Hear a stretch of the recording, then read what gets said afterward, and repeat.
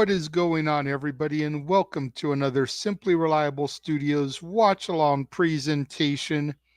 Today, it is NXT Roadblock, live from the theater at Madison Square Garden. I am part of your pre-show team, the Renegade of Wrestling, J.J. Williams, and I am joined by... The He-Man, James Hebert, ladies and gentlemen. I will be here for pre-show, of course. And then Noah will take over from my stead once he arrive. So, C, senor. But yes, we are here for NXT Roadblock. And, oh, yay, the graphics are in here. I just couldn't see because for some reason it whites them out for some reason. But yeah, they're here. Yay. So we're going to run down the card quickly, I'm sure. But yes. Thank you, everybody, for joining up in the chat. We already have 5 people watching with us. Hello, Lily. Good to see you. I'm surprised she's here with us and not watching her husband on the No DQ review. I was about to say, maybe she's watching both. She can multitask. That's true. Maybe she's multitasking. One on the laptop, one on the phone. I mean, she does live with him, so she's probably just seeing him on the review, keeping an eye on him. Making sure he doesn't start drooling for his mamacitas. Yes, exactly. Ooh, excuse me. Wow. Sorry, just had dinner. But speaking of mamacitas, there are some women on this card, hopefully. Yes. See, we have 2 women's matches. We have 3 men's matches. 3 title matches, a street fight. We've got the LFG coaches are going to be in the house. Mm-hmm. Lots of good stuff here.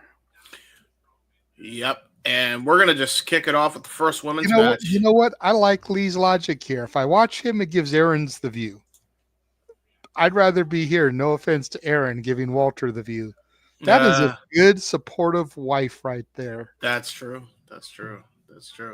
NXT versus TNA. Very fair point. We got some NXT versus TNA matches here tonight.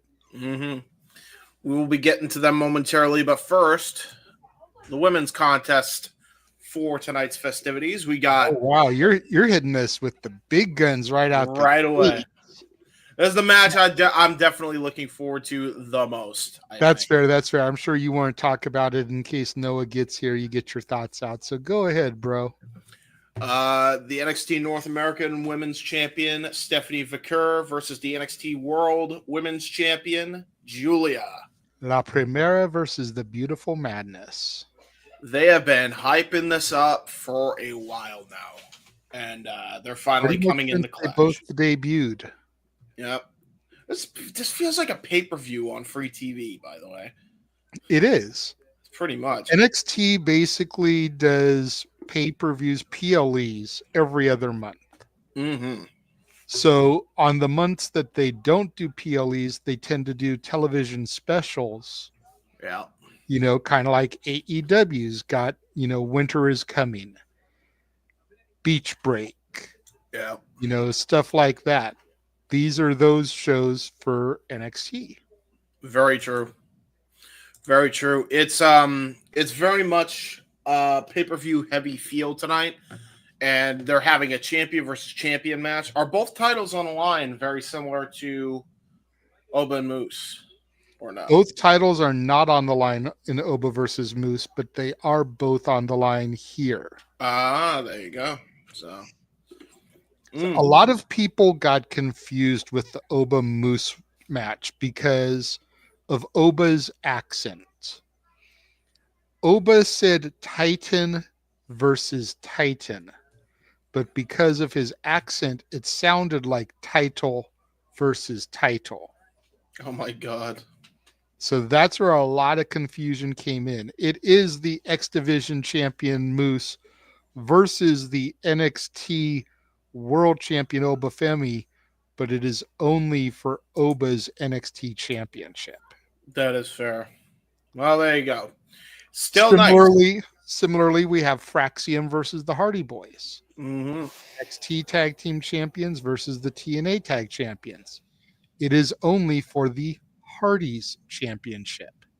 TNA tag titles on the line. Yep. Not on the line here. Oh, they're not on the line? No, the NXT tag titles are not on the line in this match, just the TNA tag titles. Right, that's what I said. Okay. Yeah. Yeah. Okay. Yeah. You were talking, and I was saying Fraxioms are not on the line at the same time, so you didn't Fair enough. catch all that.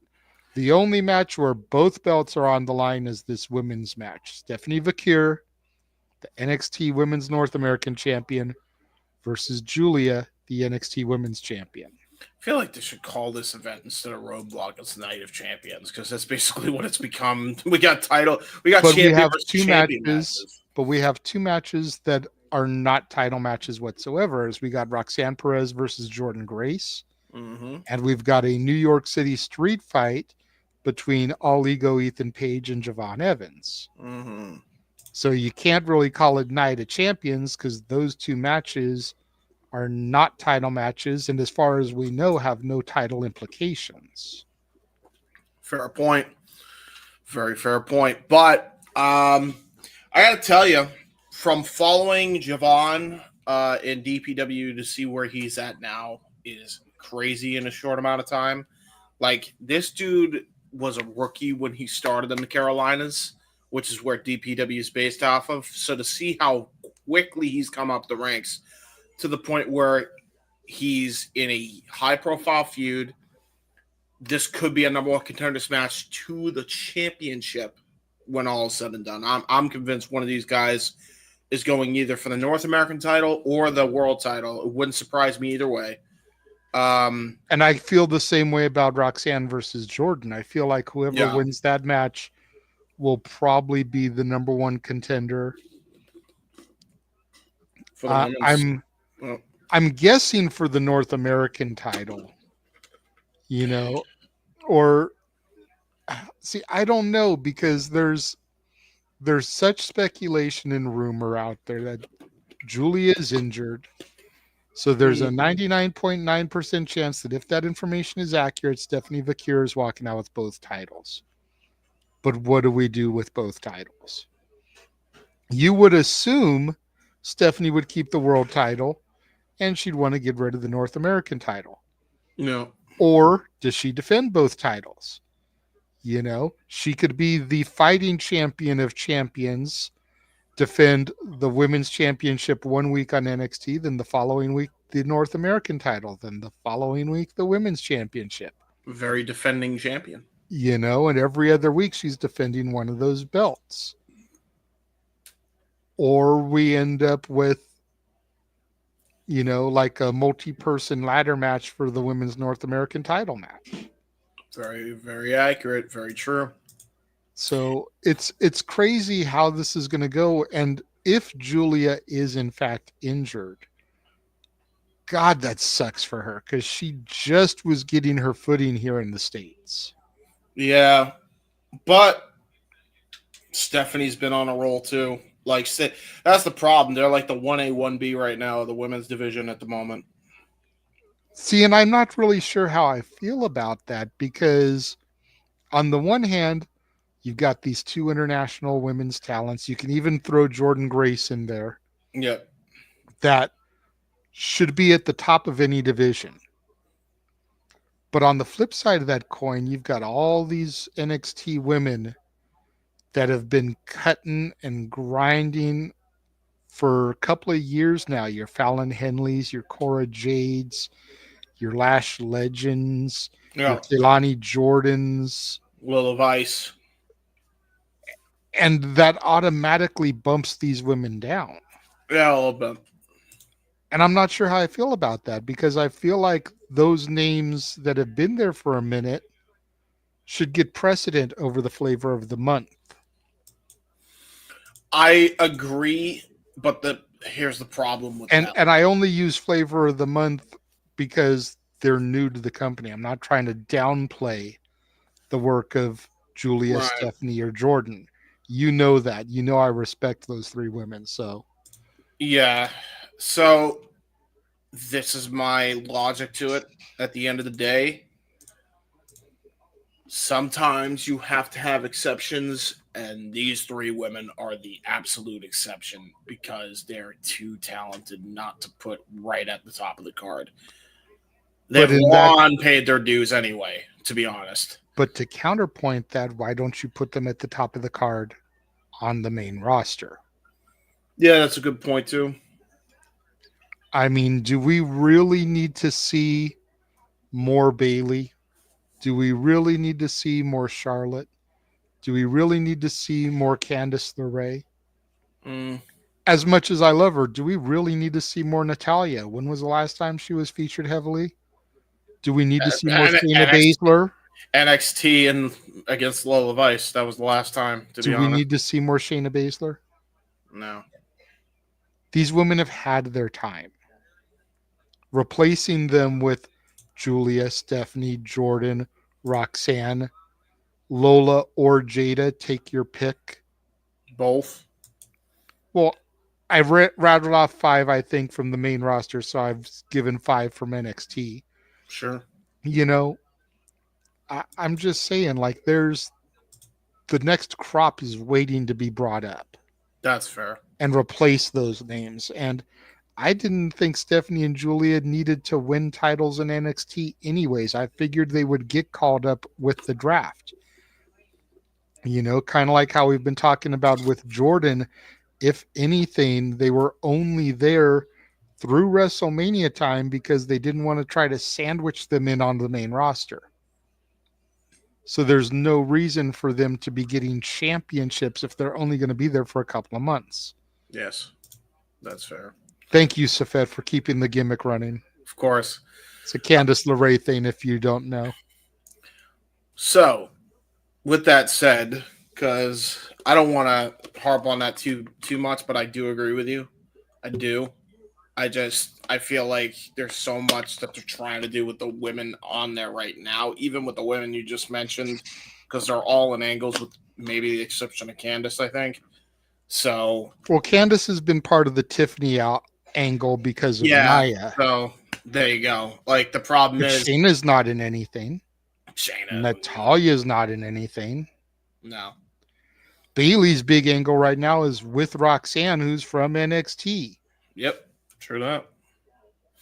But hey, we'll see what happens with it. I tend to agree, but at the same time, it's like the women's division in NXT. I love that it's so stacked right now because it's actually making it must see. So with that said, I ain't complaining.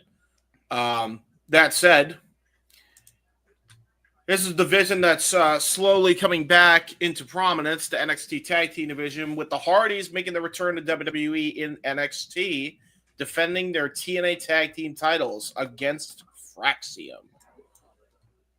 So there you go. This I think, is going to build to a major match at Stand and Deliver. I agree.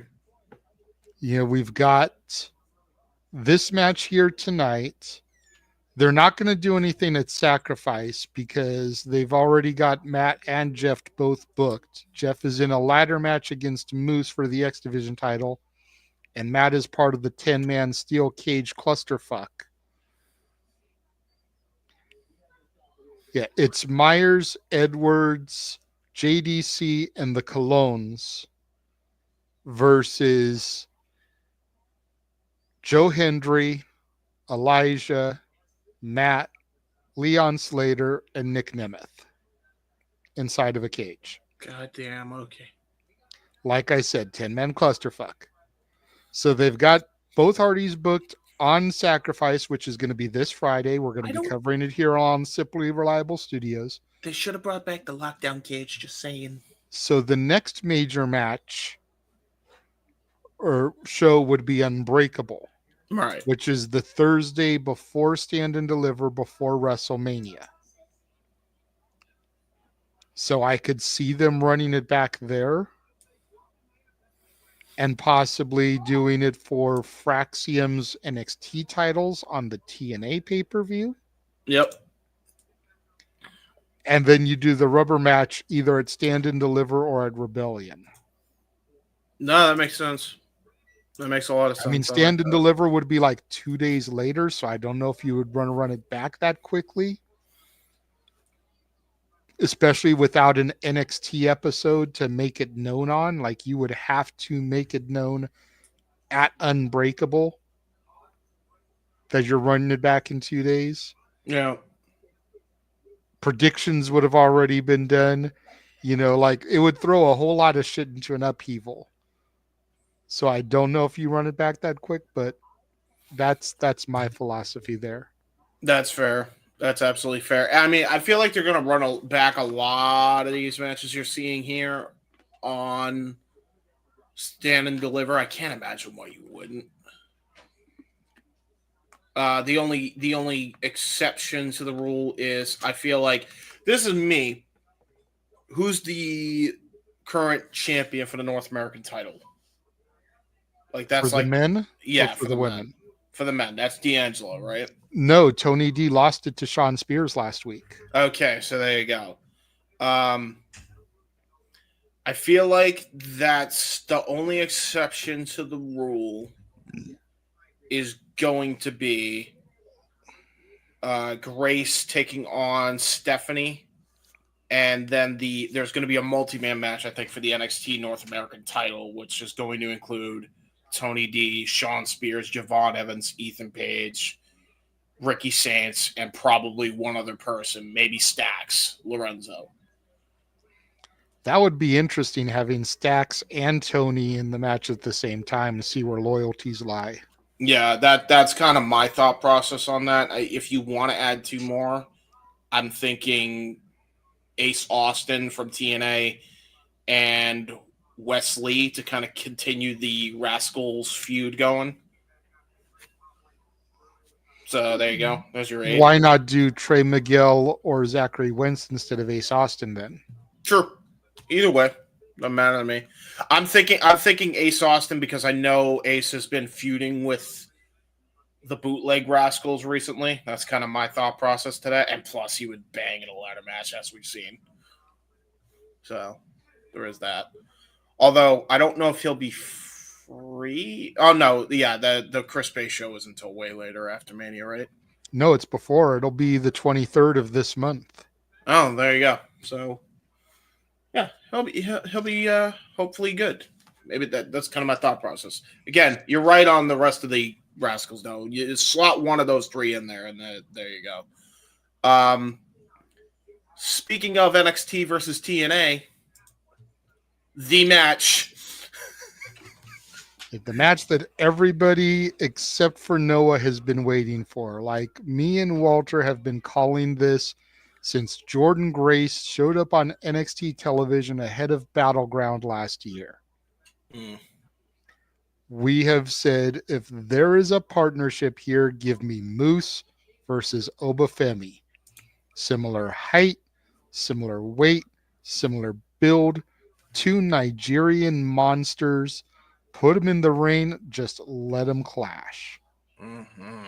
And Noah's been all about give it up. It's not going to happen. They haven't worked together in how long?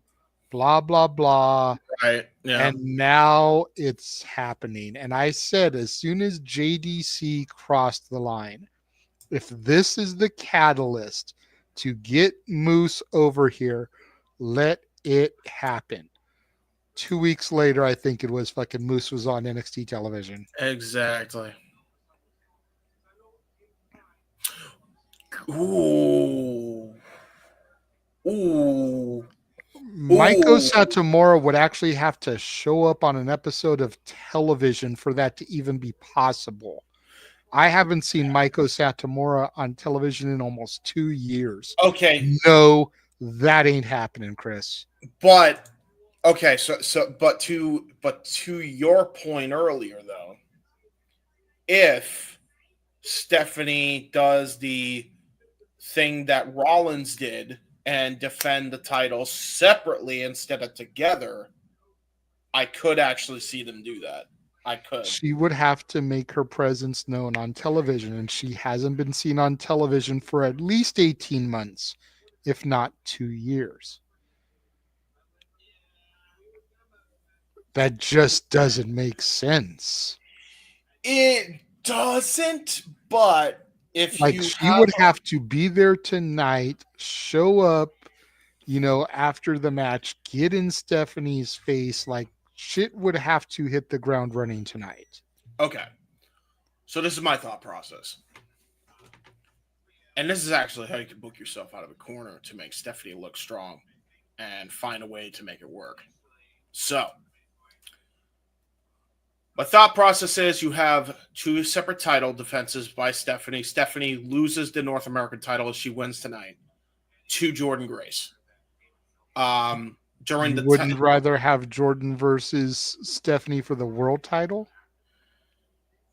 I would, but considering they need a top dog in the NXT North American title division, if Giulia is in fact hurt, slot Jordynne in there, no problem. You know what I mean? So that's my logic. That's my logic. I feel your logic there, and I don't want to bring it down, but I still feel like there's the possibility of Jordynne being aligned with Naomi on the main roster. Could be. Yeah. Why would you give Jordynne a championship if you're going to move her after Mania? Good point. Very good point. I would rather have her challenge Stephanie at Stand and Deliver, have Stephanie vanquish the Juggernaut, and then Jordynne debut on the main roster revealing she was with Naomi. That's a fair point, too. Because you just made Stephanie look hella strong by having her go over Jordynne Grace. Yeah, true. But then you would have to give the belt to Meiko Satomura if you do that match. So maybe you're right. You probably can't put her in there. My only logic is that I feel like they would do that for the North American title. And if they need a top dog there, and for some reason they go with Walter's idea and it's Cameron instead of Jordynne, that leaves Jordynne with basically nothing to do. So you might as well give her the North American title, build that division.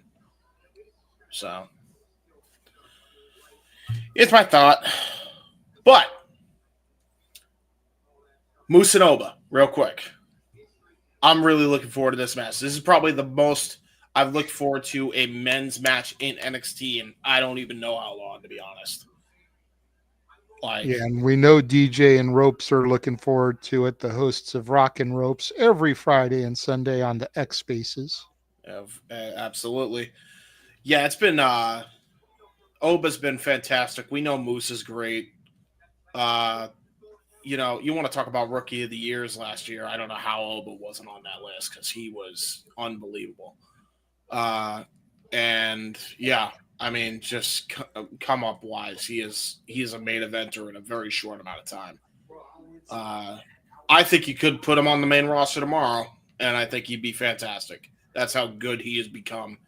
He knows who he is. He knows how to present himself. He feels like a star. He feels larger than life. He definitely does, but I feel like if he goes to the main roster right now, he gets lost. No, I agree. I'm just saying, as skill-wise and presentation-wise, he's ready. That's how good he has become. So, I'm not saying you do it right away. Don't rush it. But, I'm loving it. Always thought Moose was highly underrated. We're finally going to get to see another crossover with Moose involved. Last time there was a TNA partnership, Moose was also involved in a title match then as well. Back then it was for the TNA World Championship against Kenny Omega on TNA. It was a TNA pay-per-view at the time during the pandemic era. So he did not win there. Will history repeat itself here tonight against Oba? Little history lesson for y'all there. Yay. I actually provided and contributed. We will be finding out soon enough. That is sure.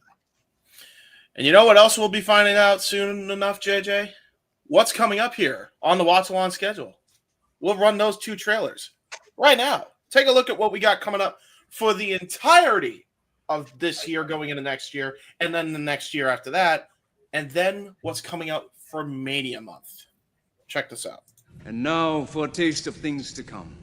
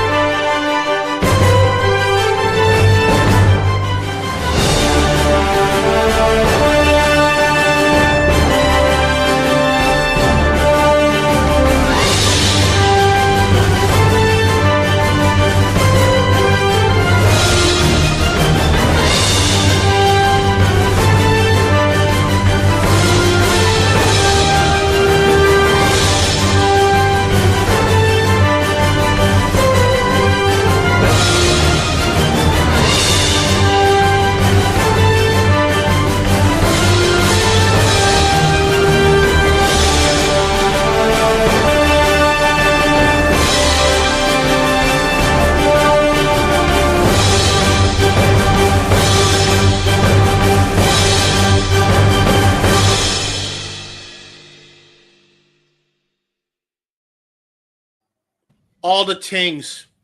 We do them. So yeah, I was gonna play the other trailer, but then I realized you have all that in that trailer, so it actually makes sense that I hyped it up after that. So yay. But yeah, we got a lot going on. It's fantastic, and Yes. some Lots variation. of shit. Lots of shit, indeed. You will be seeing some variation of all of us doing commentary. Probably new people coming into commentary throughout this entire month of Mania hype. So be on the lookout, folks. Going to be a crazy, crazy week. And speaking of crazy weeks, I shall take my leave. But before I do, let me introduce to you the play-by-play man extraordinaire for tonight's festivities. He is the simple man with the spectacular voice, Noah Foster. Hello. The Boys. tired simple man. Hey. Hey. Yes. Sinus headaches fucking suck. Yeah, no shit. Other than being tired and having a sinus headache, Noah, how are we doing tonight? I'm doing all right. Looking forward to NXT tonight. Good to see you all once again as we're removed from Monday Night Raw. We're back here in the God, and this time in the theater, as we'll see who hits a detour as we've come face to face with Roadblock. We'll see if crossing the line was worth TNA's chance here for Moose and the Hardys as we have gold on the line from TNA. We'll see who gets all the go between Julian and Vaquer, Jordynne, Grace, Roxanne, Perez running it back. Javon Evans and Ethan Page with a street fight and so much more as, again, we'll see who is on their way to stand deliver without hitting a detour all tonight for NXT Roadblock. And it's good to see y'all once again. All right, with It's that being always said, good to be seen. Go ahead, James. I was just about to say, have a good call, gents, and I'll see y'all very, very soon for Walter's Spaces tomorrow. Take care, everyone. Yes. Appreciate it, James. And, James Hebert. Follow him, Jay Hebert side 95, as we're just waiting for NXT to kick off here in less than a minute before going live on the ZW. Of course, you all can follow on with us by following the CW if you can, if you have the channel. Otherwise, we're happy to be that content for you for NXT. Please like, subscribe, comment, tell a friend, PayPal the Passions, or if you want to take to the conversation, super chat, simple as that. Subscribe, especially today, to Rage of Wrestling because that man is reliable and he deserves it. Damn it. But this is your brand, JJ. Here we are, NXT. Less than a minute to go, and we'll see tonight who will be on their way to stand deliver and who truly hits a low roadblock on their way to WrestleMania weekend. I'm looking forward to it, man. There's some good stuff in store for us. We've got 5 matches and a segment booked as the LFG coaches are going to be in the house. Booker T, of course, always there as one of the color commentators, but Mickey James, Bubba Ray Dudley, and the dead man himself, The Undertaker, will all be in attendance as well. All right.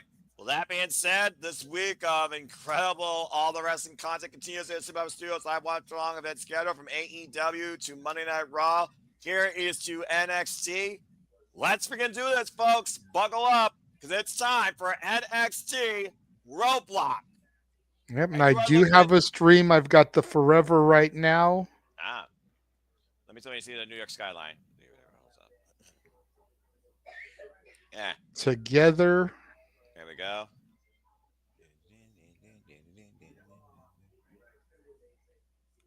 And there's the skyline.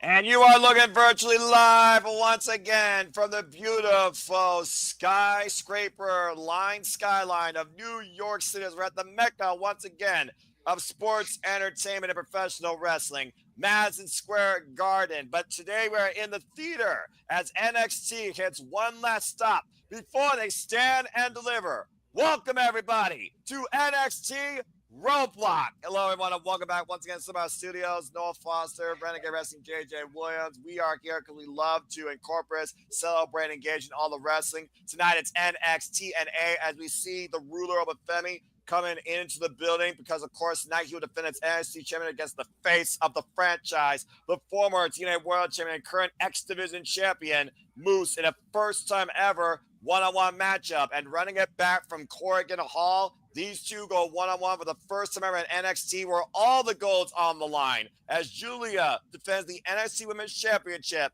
against Femi Vaquer for the NXT Women's North American Championship. Winner take all. Two of the biggest marquee matches tonight on a loaded card at NXT Roadblock. Let's freaking go, JJ. Absolutely. What are we starting off with here? Because I've got my volume down, so. And it looks like we're kicking things off to the extreme and high speed. It is time for our TNA Tag Team Championship match as Fraxiom enters the building. Oh, boy. How crazy would it be, Noah, if Fraxiom dethroned the Hardys ahead of Sacrifice this Friday? Well, considering that the Hardys are defending the gold this Friday, but Jeff Hardy has a chance to become X Division champion this Friday. Of course, we'll be covering TNA Sacrifice. It definitely would be a groundbreaking opportunity and moment in what has been truly a year of WTF, with NXT coming into life, that I would not wear out tonight. We thought this team was on the verge of bringing up 2 or 3 other times since beating Chase U. When it comes to the gold, they have become the strongest tag team in the wrestling business before the Hardys came back home. Speaking of which, here comes Team Extreme. And Lily, I'm doing very well. Matthew, Safette, Christopher, Rods, Charles. It's good to see you all once again. Kate Rare, thank you all always for your continued love and support and engagement here with us here in the Simple Bible Studios, because you all make this possible. And I hope that you all enjoy the continued festivities and the reactions and commentary. Delete, delete, delete, delete. 3 decades, JJ, the Hardys have defined tag team wrestling. Yeah, absolutely. And they still look like they haven't missed a step. They're a little bit older, a little bit wiser. Bodies are a little bit more broken down than they were 30 years ago. You think? But once that bell sounds and they get moving in the ring, they look just like they did back in 99, 2000, when they were feuding with Edge and Christian, the Dudleys, the Acolytes, the New Age Outlaws, the Hollies, etc., etc., etc. Yeah, you're just talking about the old school WF days. Let's look at TNA when you figure about the all-time TNA greats. America's Most Wanted, Beer Money, Team 3D, and of course the previous TNA Tag Team Champions, the System, not to mention the ABC. And there you see those beautiful TNA, you heard me right, TNA Tag Team Championship straps are on the line against the NXT Tag Team Champions, Fraxiom. Why Fraxiom looks to really claim themselves as the best tag team of all time. Here we go. Bell rings for our opening contest, Noah. Nathan Frazier getting outside. Axiom is going to start for Fraxiom, and looks like he's going to be starting up against Matt Hardy, version 1. The real best version. Of course, Matt Hardy and Jeff Hardy have had their own fair shares of identity crisis. Matt Hardy one time was iconic, and it led him to the TNA World Championship. And of course, most of his career, people know in this day and age, he was broken and woken, then broken again. And now he's back with his brother Jeff Hardy. Shout out, by the way, to the NXT correspondents, Vic Joseph, Booker T, Corey Graves, Jeff Schreiber, and Mike Rome. It's one of those things, though, JJ. We look at the combination of Fraxiom. We look at Axiom, former Heritage Cup holder. We look at Nathan Frazier, a pupil of Seth freaking Rollins, Tyler Black, and the way that they just gel so well together in both, in a way, have a similar style. Nice sit out there for the cover and kick out at 2. You can really draw a lot of comparisons, though, to both of these teams when you figure about their style in the ring. Well, yeah, definitely. I mean, you want to talk about complementing each other. The Hardys, being familial, are always going to complement each other better than 2 men that were rivals that were thrown together. Yeah, it's also one of those things, though, where, again, you literally grow up with a brother in this business, blood brother. It doesn't get more close than that when it comes to building a relationship, or in this case, probably the best tag team of all time across multiple generations. TNA, HOG, ROH, WWE, wherever they've gone, tag team championships follows them and still do. Nice chin breaker there. Clothesline follow-up by the Hardys. Good combination offense covered by Matt on Axiom. Gets a 2 count. 2 near falls so far in this match for the champions. And of course, we talk about championship action. There's also confrontational action.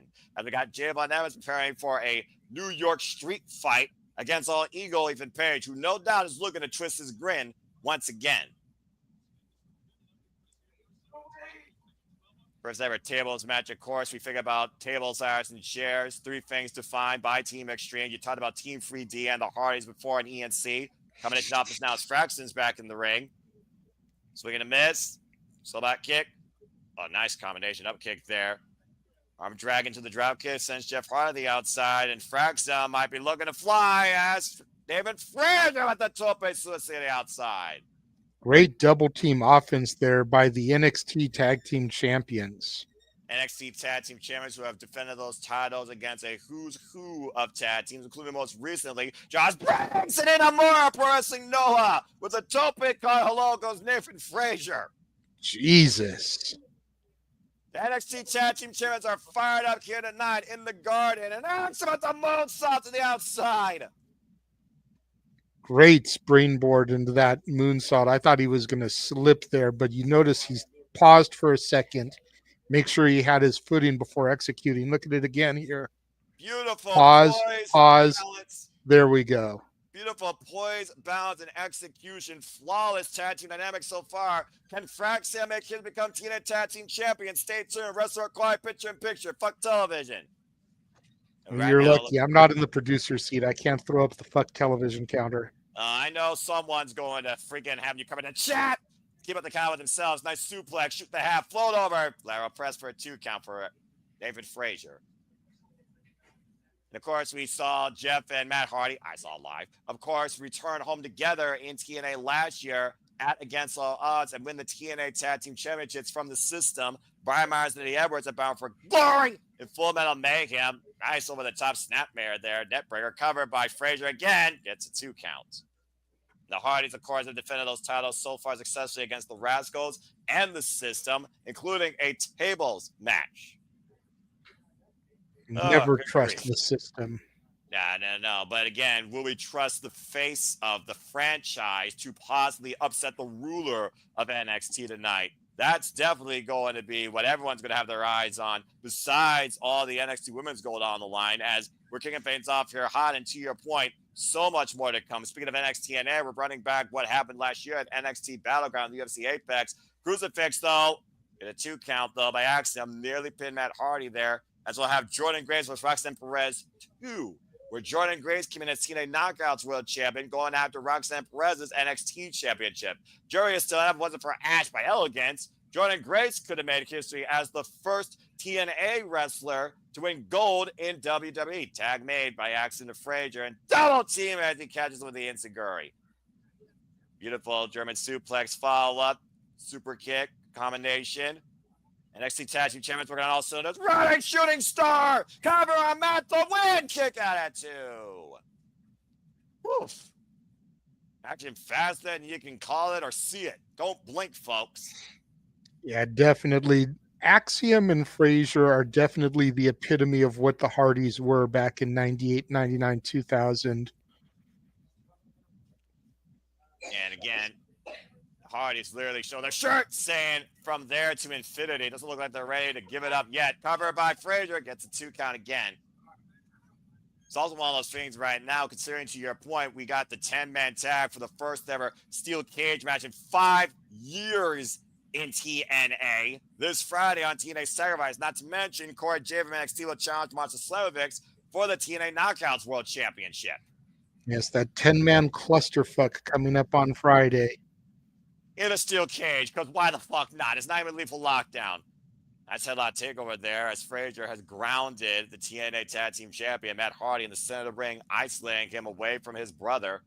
And again, we do wonder, though, if the tag champions were to lose tonight. Yes, the Hardys will retain, but would that influence the Hardys to maybe go after them again for the NXT Tag Team Champions? We are back here live in the Garden, New York City, MSG. This is NXT NA. TNA Tag Team Champions on the line. Nice neckbreaker there by Matt Hardy, trying to regain control here against Nathan Frazier and maybe reach out to make a tag to his brother, his partner.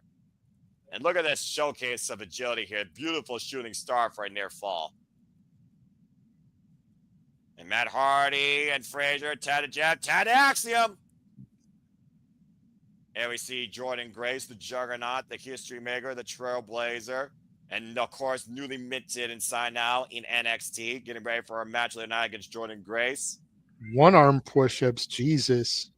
Again, Jordynne Grace is a genetic freak, and I mean that politely. Hard landing for Perez on the outside.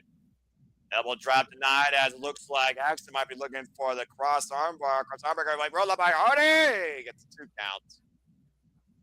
Great Bravo there by Jeff Hardy. Talk about again. Great shift of weight there for Jeff Hardy to try and get that close 2 count. Gourdbuster for retainment as Frazier breaks it up. You talk about the wear and tear, the miles that the Hardys have traveled to get here and to still be on top here in the tag team wrestling scene. It looks like Frazier right now might be looking to follow again with some Pirates offense. So it's Matt Hardy just caught him into a stomp on the floor. Gorgeous side effect. To your point, no, I'm about a couple of seconds behind, but it's all good. We'll fix it later. And right now we're isolated with Jeff Hardy and Axiom in the ring, as with streaming services and anything related to the internet. Jeff Hardy staying on top of Axiom here, to your point, in the center of the ring. Just a fade Kick to denied. the midsection. Oh. There's submission. Wait a minute. Blind tag to Matt Hardy, to your point, JJ. Again, that awareness, and they have isolated Axiom. Oh! Plot twist by the Hardys to win, and a kick out at 2. That beautiful combination of the twisted fade into the stunner. Woo! I'm probably only making my headache worse here right now, but I'm on a high octane right now with this match. This match has been awesome. Mm-hmm. Matt stalking his prey here. Delete, delete, delete. Jeff going up top already. Get to the midsection. Twist up. No. Counter. Oh, no. Ooh. Matt sent right into Jeff. Jeff crouched on the top rope there. Big super kick by Axiom, tapping to Frazier, and Axiom and Frazier might be looking to capitalize here. Might be looking for a double team of their own. Uh-oh. Looking for that Spanish fly here. Jeff Hardy hunts Axiom to the top rope. One man Spanish fly! And the Phoenix follow up, may rise. Phoenix splash by Nathan Frazier cover. 2 new tag team champions. Matt saves it at 2.5. That combination, Noah, has won virtually every match for Fraxiom. The Spanish fly into the Phoenix splash. Unbelievable. We almost had new TNA tag team champions right there. Yeah, history was almost made here tonight in NXT TNA for the first time. Oh! Axiom drop by Matt Hardy. Frazier trying to come in his partner. Catches Matt Hardy with Enziguri. Jeff Hardy and Frazier still legal, by the way. And Jeff Hardy takes down Frazier. You cannot question the heart of any of these 4 men here and the drive to win, to prove they're the best. Whitburn the win, wipes out Fraxiom. 2-1 special for move. Jeff Hardy. Oh! Twist the fake, cover to retain, kick out 2. Jesus Christ. What is it going to take for the Hardys to put Fraxiom down? Well, Jeff Hardy cannot believe it here. That's got to be right now stirring in the minds of the Hardys, to your point right now. Crowd at the theater at the Garden chanting, "This is awesome," and I tend to agree here. Yeah, no denying that. You kidding me? Frazier can barely get back to a vertical base. You also got to consider that both the TNA and the NXT tag team locker rooms are probably watching this match, and both these teams for that matter. Again, what does this mean for both NXT and TNA, regardless of result? As Jeff Hardy got the boots up after Frazier tried to go for a big move, Axiom with the double stomp, roll through, Jeff got out of the way, kick to the midsection again, twist the fake, counter, backslide, cover, shoulders down, kick at 2. Oh, wow. Man, what a knee strike. Damn, tag made. Jeff Hardy's right now, JJ. Oh, wait a minute. Oh, no! Going for the high-low, but Jeff countered it. Axiom accidentally took Frazier out. And that might Matt Hardy in. Yep, and that might be right there, the twist of fates that the Hardys need to retain. And Jeff Hardy once again going up to the top rope. There's one move we haven't seen yet tonight. Swanton Bomb! Cover! Hardy's retain!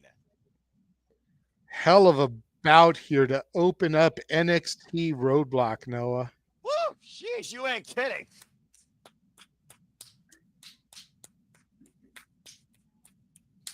An impressive win, but also an extremely impressive effort by Fraxiom in what they deemed was a dream match. They may not be the greatest tag team of all time, but they're certainly up there with the greats, especially after this performance tonight. That one spot, miscommunication, that double stomp, was all the Hardys needed to capitalize with a twist of fate and a swanton bomb to retain the TNA Tag Team Championships tonight at Roadblock.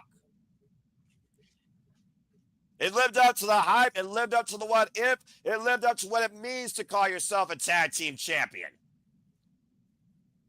NXT and be proud of that. Both sides. Go backstage to Jada Parker. Jada Parker's been making waves lately in NXT, but she's also been making enemies as well. Oh, here we go. Jada Parker and Mickie James. Little hardcore country with the thug lovin'. Definition of city and rural.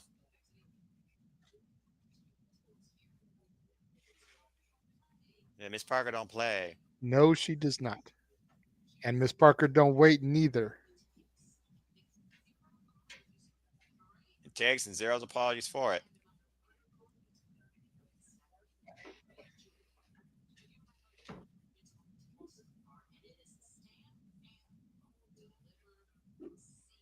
That's right. Stand Deliver season. JJ, your brand's greatest stage. God, I would love to see Jada ascend the throne at Stand and Deliver. She has come a long way, man. Think about uncross your arms there, Noah. Think about this for a second. A year and a half ago, both of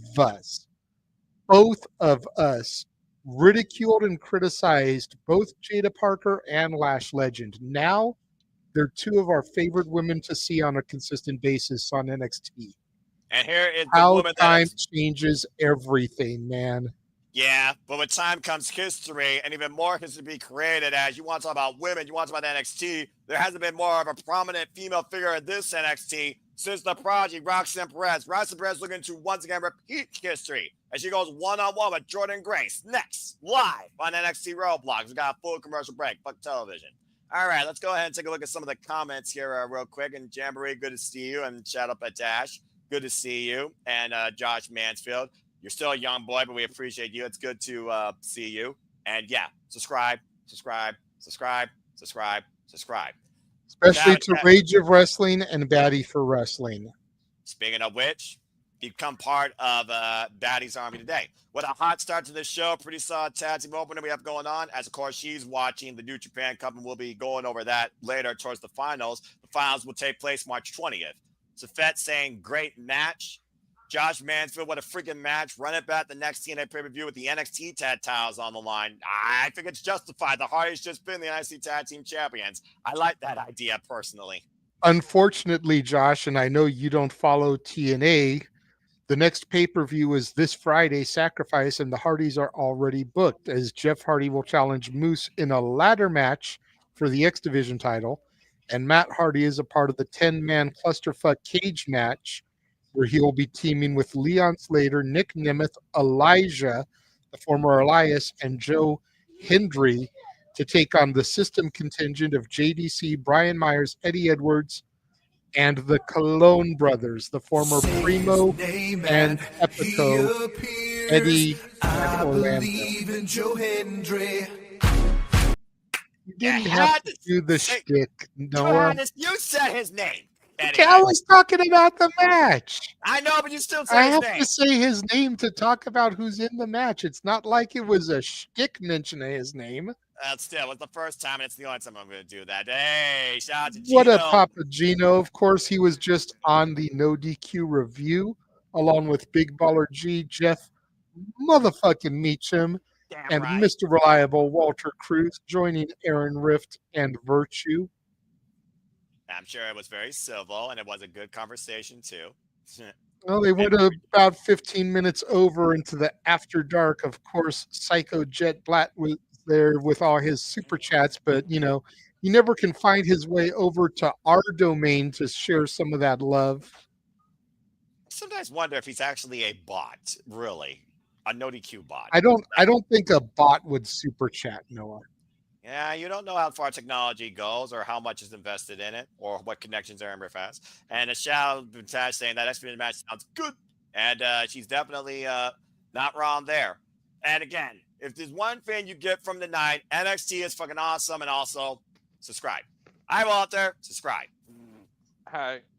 Do you know the idea with the shirt is you do Papa G's and instead of Papa John's and make your shirt look like a pizza shirt and then just put Papa G. Oh, good grief almighty. All the endorsements. All the fucking endorsements. Oh, we are far beyond the 5-minute mark. But unlike last night, there's not going to be as many fucks. There's only been 2 so far as I'm keeping track. And now I got this guy here, so I know he's going to keep track. Yes. Damn it. I am not in the producer side of things, Walter. So if you want to get the fuck TV counter going, Noah is currently at 2. Here we go. She's already? Well, we've had right. one match. We had a mid-match commercial. And then as soon as the match was over, we had a commercial. We're getting ready to set up Roxanne versus Jordynne Grace. You missed the TNA tag match of Fraxiom versus the Hardys. I had it on mute. I saw Jeff pin somebody, but so I don't know. But the no title was on the line, right? The TNA titles were on the line. Exactly. Get your facts straight. All right. Well, anyway. And Ash is happy. The return of the counter. Mm-hmm. Ah, damn it. Why must you turn everything I do into a gimmick? Because you are very memeable, Noah. I'm memeable? Good grief yes. Almighty. That's a scary thing. I proved that with the 5 faces of Noah. Did you see the clip of me breaking him, though? That was hilarious. I hope you saw that, JJ. You're both freaking idiots. And to go back into NXT with the Angelo family. Yeah, let me know where we're at. Rizzo, Stacks, and Tony D all backstage. After Tony D'Angelo lost the NXT North American Championship to Shawn Spears and his family. And here comes Luca Crucifino. Fresh off Evolve.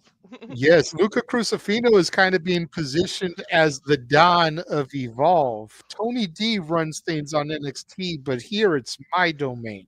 And yet Stacks is the underboss. So really, what is Stacks running here? And what is he being shaped for? And that's a whole different conversation. As again, I'm Italian. I'm blue Italian. So I definitely take this a little bit more seriously. But with all due respect, I respect the family. But you need to regain your honor and get some gold, some revenge. Anyway, whack somebody. But again, that's a whole different conversation. Tony D and Luca Crucifino look like they could be brothers.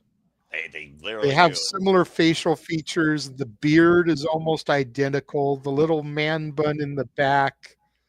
Like, they legit look like they could be related. Well, again, for all we know, they might be. There's more familiarity when it comes to some of these people. Dude, look at how on point Roxanne is in the video game. Jesus Christ. WWE 2K25 available worldwide Friday with the new innovation, The Island. Pre-order today or get it this Friday as we get ready for women's action. Running back a match from the UFC Apex last year at NXT Battleground. Roxanne Perez versus Jordynne Grace. Roxanne here to prove why this is still her brand, her division. Damn it. Oh, boy. This is going to be a good run back. Oh, yeah. Looking forward to this. And they know each other very well. You're right. And Jordynne Grace, of course, who literally led TNA last year since Hard to Kill in January, winning the TNA Knockouts World Championship from Trinity, the former, of course, now you know her as Naomi, and losing at Tommaso Slamets at Bound for Glory. But she crossed the line last year at the Royal Rumble and then confronted Roxanne Perez, really being the catapult to what has now become this NXT-TNA relationship. Bite your tongue, Mansfield. Asking if we can be done with the mafia stuff like we're done with Chase U. First of all, Chase U will forever live in our hearts. And second of all, no. All right, let's focus on the two women here and not some gimmicks that are either dead and overplayed by a Godfather Mafia soprano cosplayers. Oh, and a clap by Jordynne Grace to Roxanne Perez. And Roxanne Perez, of course, coming off losing inside the Elimination Chamber, but competing in the Royal Rumble, becoming now the Iron Woman in Royal Rumble history. Plant down with a spine buster, and Jordynne Grace just teeing off on the Prodigy. Damn it, Touch, Cover. you need to do something better about bots. God damn it. And Jordynne Grace, of course, came back here, signed with WWE JJ, and as she said, she is here for gold, not for friends. Jesus. That shows strength right there. Jordynne Grace on fire here in the early goings of the matchups, just stomping the head of Roxanne Perez. She's fired up, you can tell. Oh, and a hip attack drives Roxanne to the floor. Ow. You got to wonder if Roxanne's bestie Cora Jade is here getting involved, or if the Knockouts champion Masha Slamovich will get involved here. Ooh, embracing the leg up against the apron. Great eye there by Roxanne Perez, taking out the base of Jordynne Grace. And to your point, Masha and Cora will be in action this Friday at TNA Sacrifice in Texas, but it doesn't mean they won't be in the building tonight. And you see that Roxanne has targeted the left leg of Jordynne Grace. Speaking of TNA, there you see the face of the franchise Moose, the TNA Division Champion, preparing for what I gotta imagine is going to be either semi-main or the main event as he challenges for the NXT Championship. I'm thinking it'll kick off the second hour, Noah. The main event has to be Stephanie Vaquer versus Giulia, title for title. I agree. I would think so, too. I think Moose Oba is going to open the next hour, and then we'll get the Javon Evans all-ego match to kind of cool down in between. I agree. Cool down with a street fight. Yeah, that makes sense. It is NXT, but I'll give you that. Nice Russian leg sweep. Take over Roxanne. Street fight can't be too bad. They're away from the performance center, so they can't get violent in the parking lot.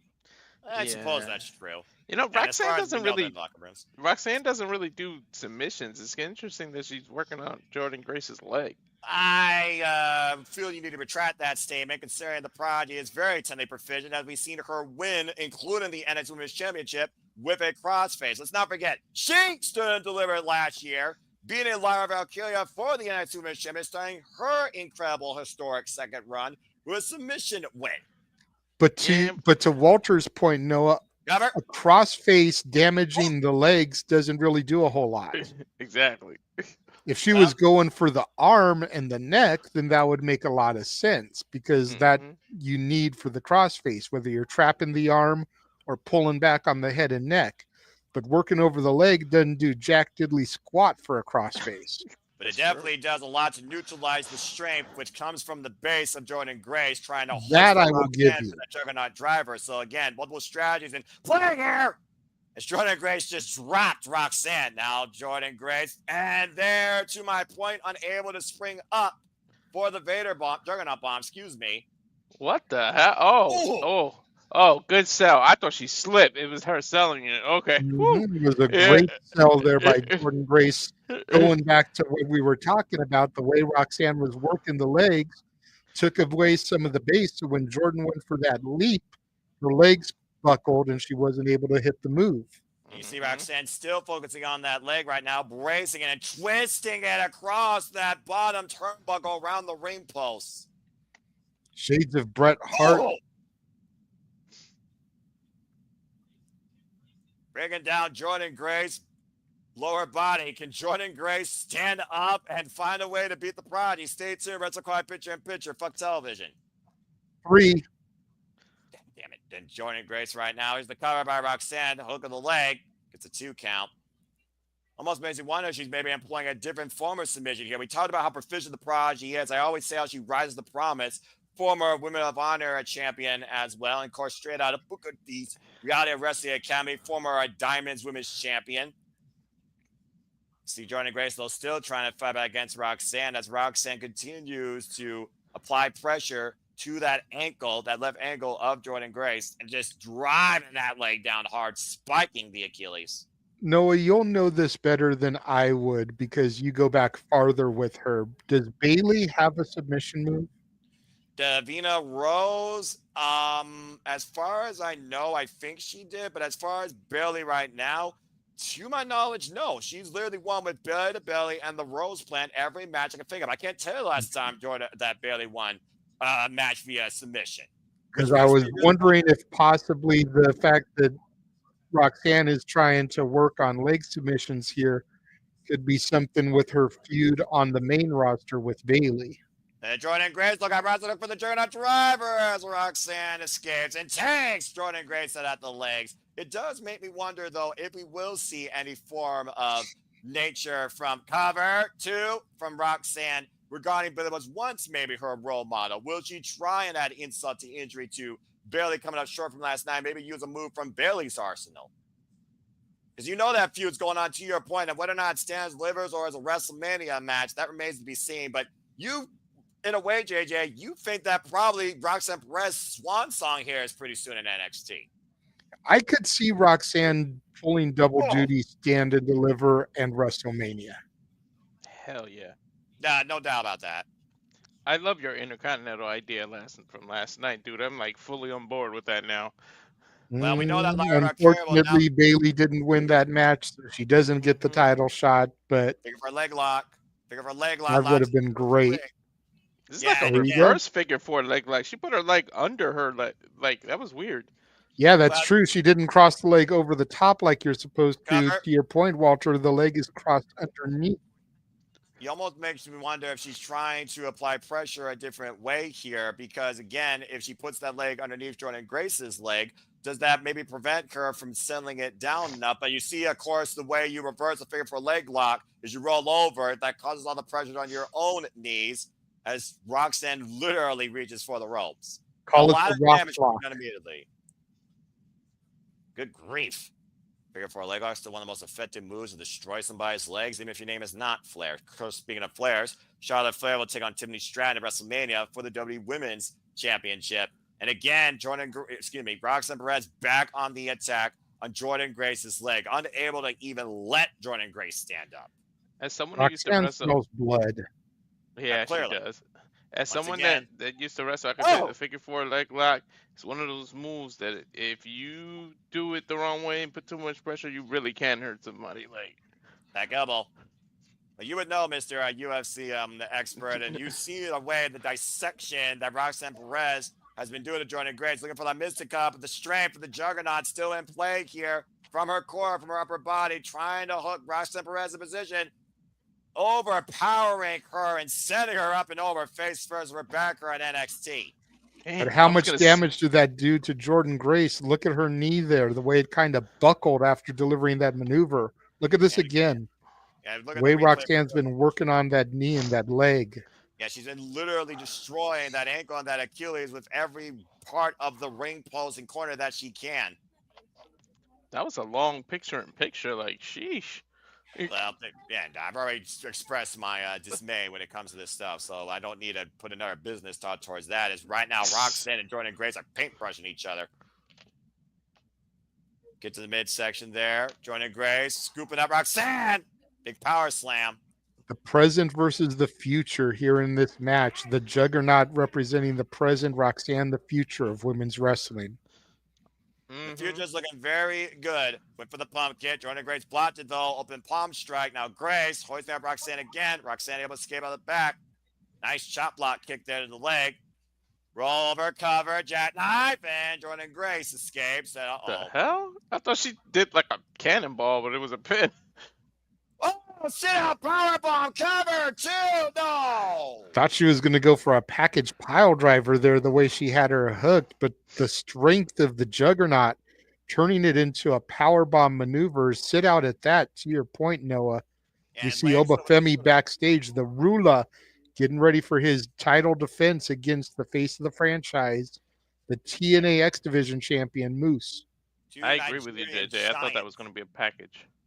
Yeah, that was a great transition by Jordynne Grace. And again, you figure about all that added pressure slamming Roxanne down, and still, even with the compromised legs over the shoulders, forced Roxanne to exert more energy to kick out. Grace sent face first to top turnbuckle. Roxanne perched on the top rope. Out of the corner up the second. Crossbody. Roll through.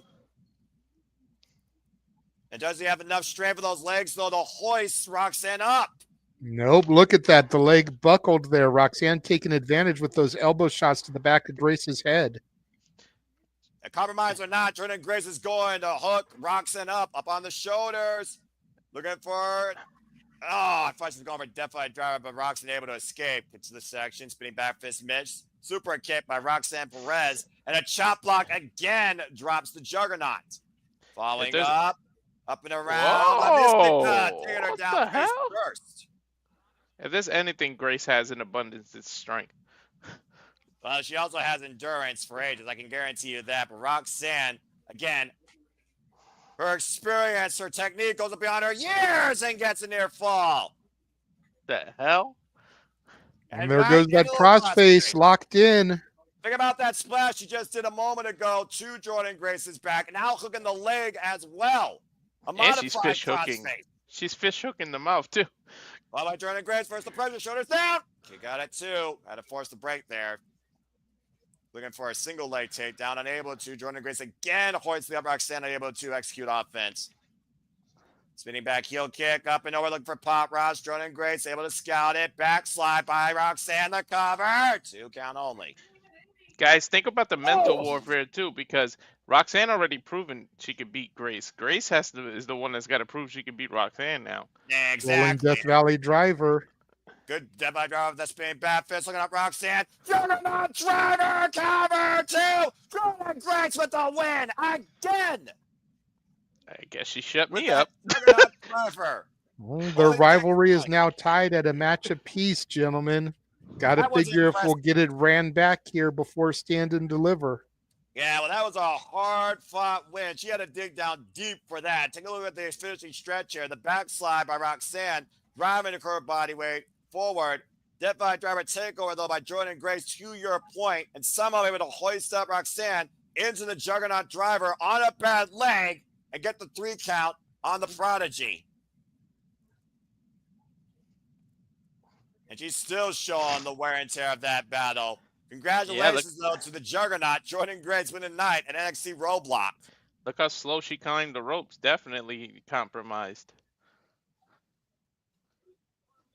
Well, that was a really good match. And, of course, our schedule has so much coming up, including Saturday night's main event, which now we know will come from the Yuling Center in Tampa Bay, Florida. Saturday night's main event, Saturday, May 24th. Really makes us wonder what the WWE landscape is going to look like after WrestleMania. So stay tuned for more on that, folks, as our schedule is not letting up anytime soon.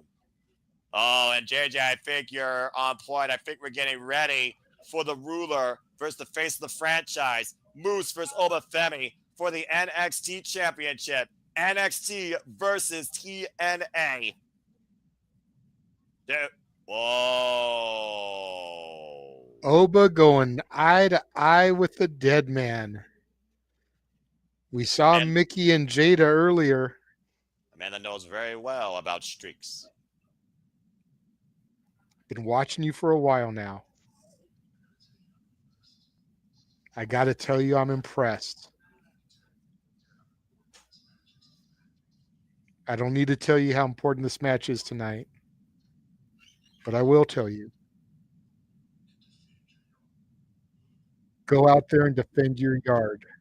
Damn. You know, Taker had to do that against WCW back in Survivor Series, so he's just passing along the message to Oba. It's kind of that same feeling. You can't let TNA take over. Oba Femi versus Moose next on NXT. Has got a full commercial break. Fuck television. Let's go ahead. You know Opa's got to be geeking inside. I don't care how big he is. Both men have won it for a long time. We even heard Moose, who's basically booed like a villain in TNA, which he is, but he's being cheered and favored because he's respected so much in NXT. He's been grateful and been working his entire career since leaving the NFL for professional wrestling, damn it, for this type of opportunity and this type of showcase. I love Ash's comment here. You know, solid match. If I did top 10s, this match would be in contention for my favorite matches of the month. Hint, hint, wink, wink to the 2 men on this panel that do a top 10 matches every month. Oh, look, I watch far more women's wrestling than just NXT, but NXT has the best women's wrestling across WWE, so we'll see. I already did 2 last month, so hold your britches. But Stardom has the Cinderella tournament going on, and I'm watching Sendai Girls. The final boss, Michael Satomura, is approaching her retirement next month. So, again, you hold out for that. Plus, Marigold, Bozilla's challenge you to Tommy Ashton for the Marigold World Championship while it's at the end of the month. Let's not forget about that. Yeah, let's not forget about Bozilla versus Megan Bain at Joey Janela's spring break also. Yes, I'm very happy about that. That makes me smile a lot. That's And I'm just going to say, for how much is 2K25? At $60. No, it's $60. It depends on the version. $70. For the traditional version, because we know Noah doesn't care about the special Undertaker one or the special Bloodline one. Just 60. for the generic version, how much? 60, $59.99. Yeah. So, Or Emmanuel, 70. if you want to PayPal Noah to sing 2 songs that you pick this Saturday and then donate 2 wheel spins for him, that's the $60 for Noah to be able to go and buy it. Why do you want me to buy this video game so much? Actually, I'm wait. just saying, 70. Emmanuel is sitting here volunteering funds for you to buy it, and I'm telling him how if he donates, he actually can get something for his money, as this Saturday is 90s karaoke. Just pointing that out there. Pointing that out there. Put all the plots out there in the E for the expense of my identity for some monetary gain for a video game. Well, we'll see. But yeah, we are leveling up with gaming content. So whether or not that's part of the lineup, stay tuned, folks. Me and Walter will be bringing you up to speed pretty soon. Insert coin and credit here.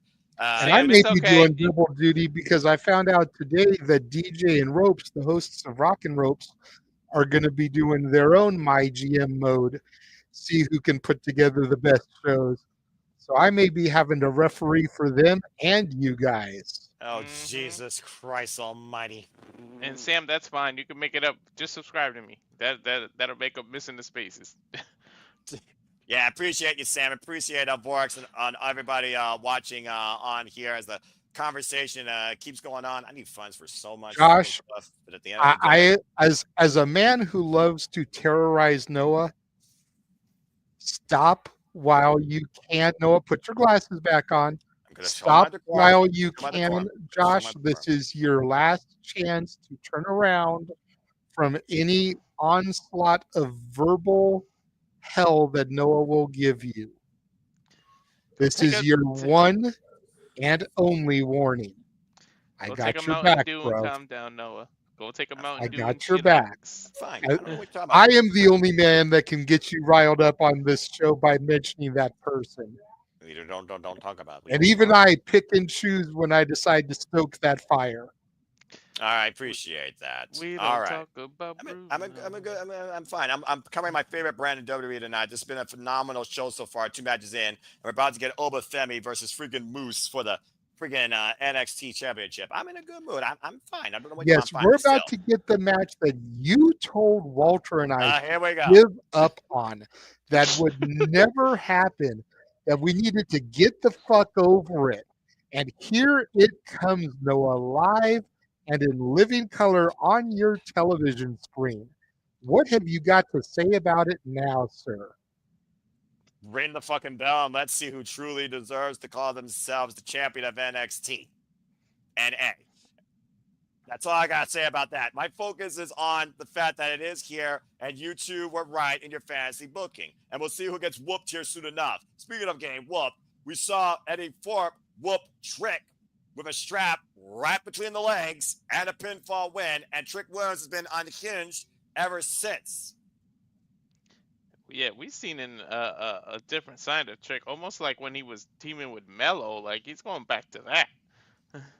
Well, it's almost like he found out when his time was, and he found out also when he needed to demonstrate a whole new attitude. As we know, they will be going underground next week. And Eddie Thorpe has been underground before, if you followed Eddie Thorpe's career. Trick Williams has not.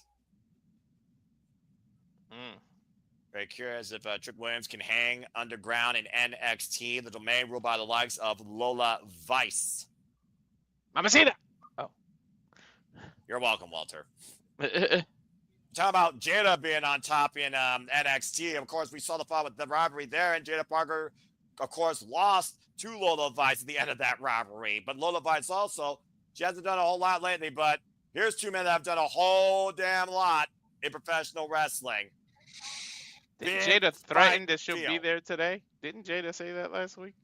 I Jada's believe- already been featured. We saw her Yeah. backstage with Mickey James. And Mickey James told her, if you want something, you don't wait for it, you take it. So to your point, Walter, it may not be the last time we see Jada Parker, but here comes the current X Division champion, Moose. I cannot fucking believe this is about to happen.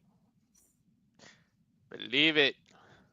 I see it, and I still don't believe it. As the TNA, yes, the TNA logo is on my screen for the face of the franchise, the system, the X Division champion, Moose. And of So, course, Joe- go ahead. Joe Henry became TNA champion. Yep. John Cena went heel, and now Yep. Moose versus Oba. All we need now is Naomi to join the fucking bloodline, and our thing will be complete.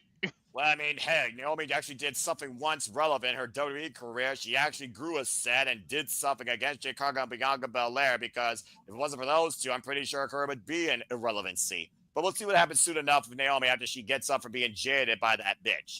Speaking of which, again, Moose, who is the longest reigning TNA World Champion in TNA history, surpassed the likes of Sting, Bobby Roode, and Josh Alexander, now goes up against the ruler of your brand, JJ. His yard. Here comes Ola Femi. I gotta know, Noah, out of the 12 for 41 Def Rebel songs that you said actually were good, is this one of them? It was actually towards the little bit of the bottom, because, it's got that, subtle vibe to it. I still find Moose's theme better between the two, but that's a different conversation. But yes, this was one of them. NXT champion Ola Femi, who broke into NXT last year, break out of the tournament, beat Dragon Lee, became one of the longest reigning NXT North American champions in NXT history, only to lose to Tony D. Currently has only 2 losses in his NXT career, after winning the NXT championship earlier this year in January at New Year's Eve in triple threat action against Eddie Thorpe and Trick Williams. Look Like- at Moose not taking his eyes off of the champion, the ruler. The ruler versus the franchise. Dude, his NXT entire- versus TNA. His entire presentation, the way he walks, his music, the entrance, just everything is just. This dude's got star written all over him. Both these men exude dominance and star power.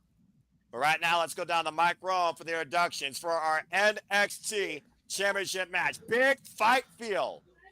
I feel like Moose should have beat Tony D before going to Oba, just to show I can beat the people that beat you. You know what I mean? Again, missed opportunities. It's still, even in this day and age, the business makes mistakes.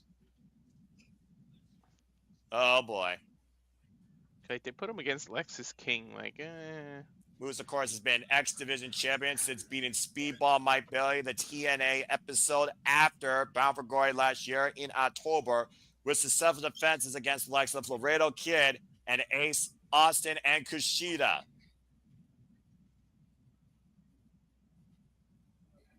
Dude, I hope the ring is reinforced. You're right. Both these men from Nigeria, proud of their home roots. Woo, boy. Titan versus Titan. Again, only Oba's titles on the line. Big Oba meaty Femi- men slapping meat here, gentlemen. Yeah, accurate. Mhm. Heavyweight slugfest. Oba Femi, by the way, again, why Moose has been involved in this business now, professional wrestling business, since 2017. Oba Femi's only been involved in wrestling since he's been part of NXT. Less than 2 years underneath his career. And now he's facing Moose defending the NXT championship. That's Crazy. I didn't know that Moose wasn't even 10 years deep into the business yet. Bell sounds here, gentlemen. Here we go. Goosebumps. Look at the arena. They're soaking it in like Rock and Hogan did. Well, Oh, it's a yeah, one- they should be. it's a once This in is a the match, lifetime. Walter, that people told us was never going to happen. Mm-hmm. Yeah, we stood steadfast. Oba Femi going to his third defense of the NXT championship tonight. Continental tie up here. We saw Oba Femi successfully retain that against Austin Fury and Grayson Waller at Vengeance Day most recently. The pride of both these men right here, not only representing their companies, but representing who truly is the biggest dog in this fight. in this yard. The biggest superstar. Knife chop blocked by Femi to Moose. And Moose from the corner now. And Oba teeing off against Moose. Not going to Yeah. win out of this former line. Damn. Yeah, you I said thought that- yourself, man. And Moose just clubbing away against Femi after those shorter blocks. Now on the side headlock. They're in New York, and I felt that chop over here in Connecticut. You're actually closer than me, so that don't surprise me. And Moose with a kip up. This 5-tool athlete combining heavyweight power and agility of a cruiserweight.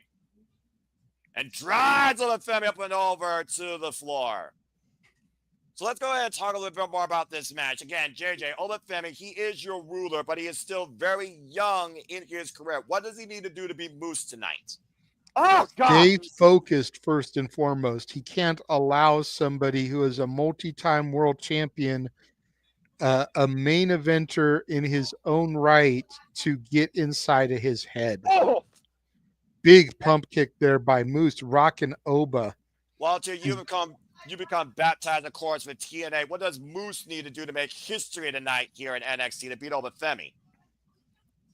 Moose needs the same thing. Stay focused. Don't let the crowd distract you, and just stay on him. Don't get too cocky when you do have Oba down. Don't give him the chance to recover. Stay on him, which is way easier said than done. Yeah, exactly. Moose and Femi continues here. Wrestler Client picture. Fuck television. Who's going to leave? NXT champion. Femi saying Moose in the ring right now. And these two have done nothing but literally just throw each other's bodies against that apron against each other. Femi mounting Moose right now. Remember, last week on TNA in the face-off, it took 11 men to ground Femi before Moose took him out with a spear. There's no system. There's no security. It is just literally one-on-one. Cover here and gets a 1 count. We also know Femi knows what that spear feels like, and I wonder if Femi can survive Moose's spear. It did take 4 spears, though, for Moose to beat Speedball Mike Bailey. And we haven't seen nobody yet get off Femi's fall from grace. Front face lock And right just now. because we don't see any system representation doesn't mean they're not in the building, Noah. No, I know that for a fact. Again, One of Moose them already crossed the line. Yeah, about to say, we might literally see a system takeover here.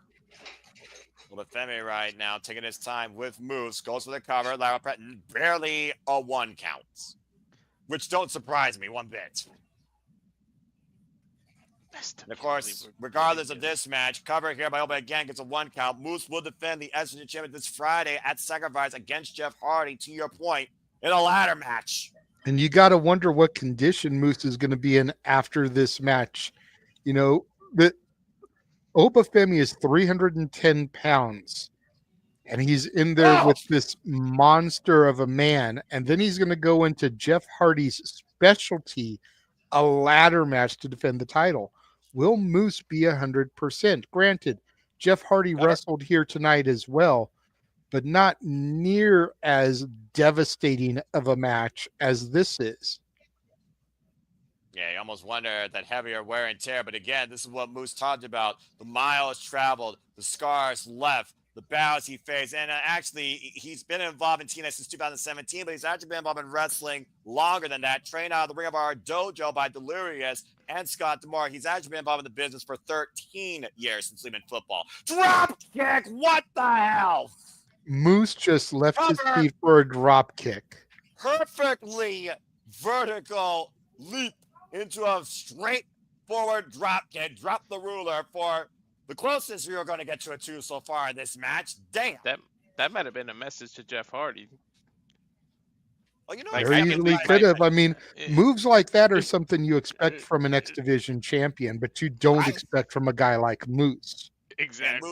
Moose is being a who's who of this business, of course. We're talking about the likes of the former champion, Josh Alexander, Eric Young, Alex Shelley. He even survived a match that literally was about no surrender. The only way Moose lost the TNA championship was due to a 6-pack challenge. No man one-on-one could beat this man.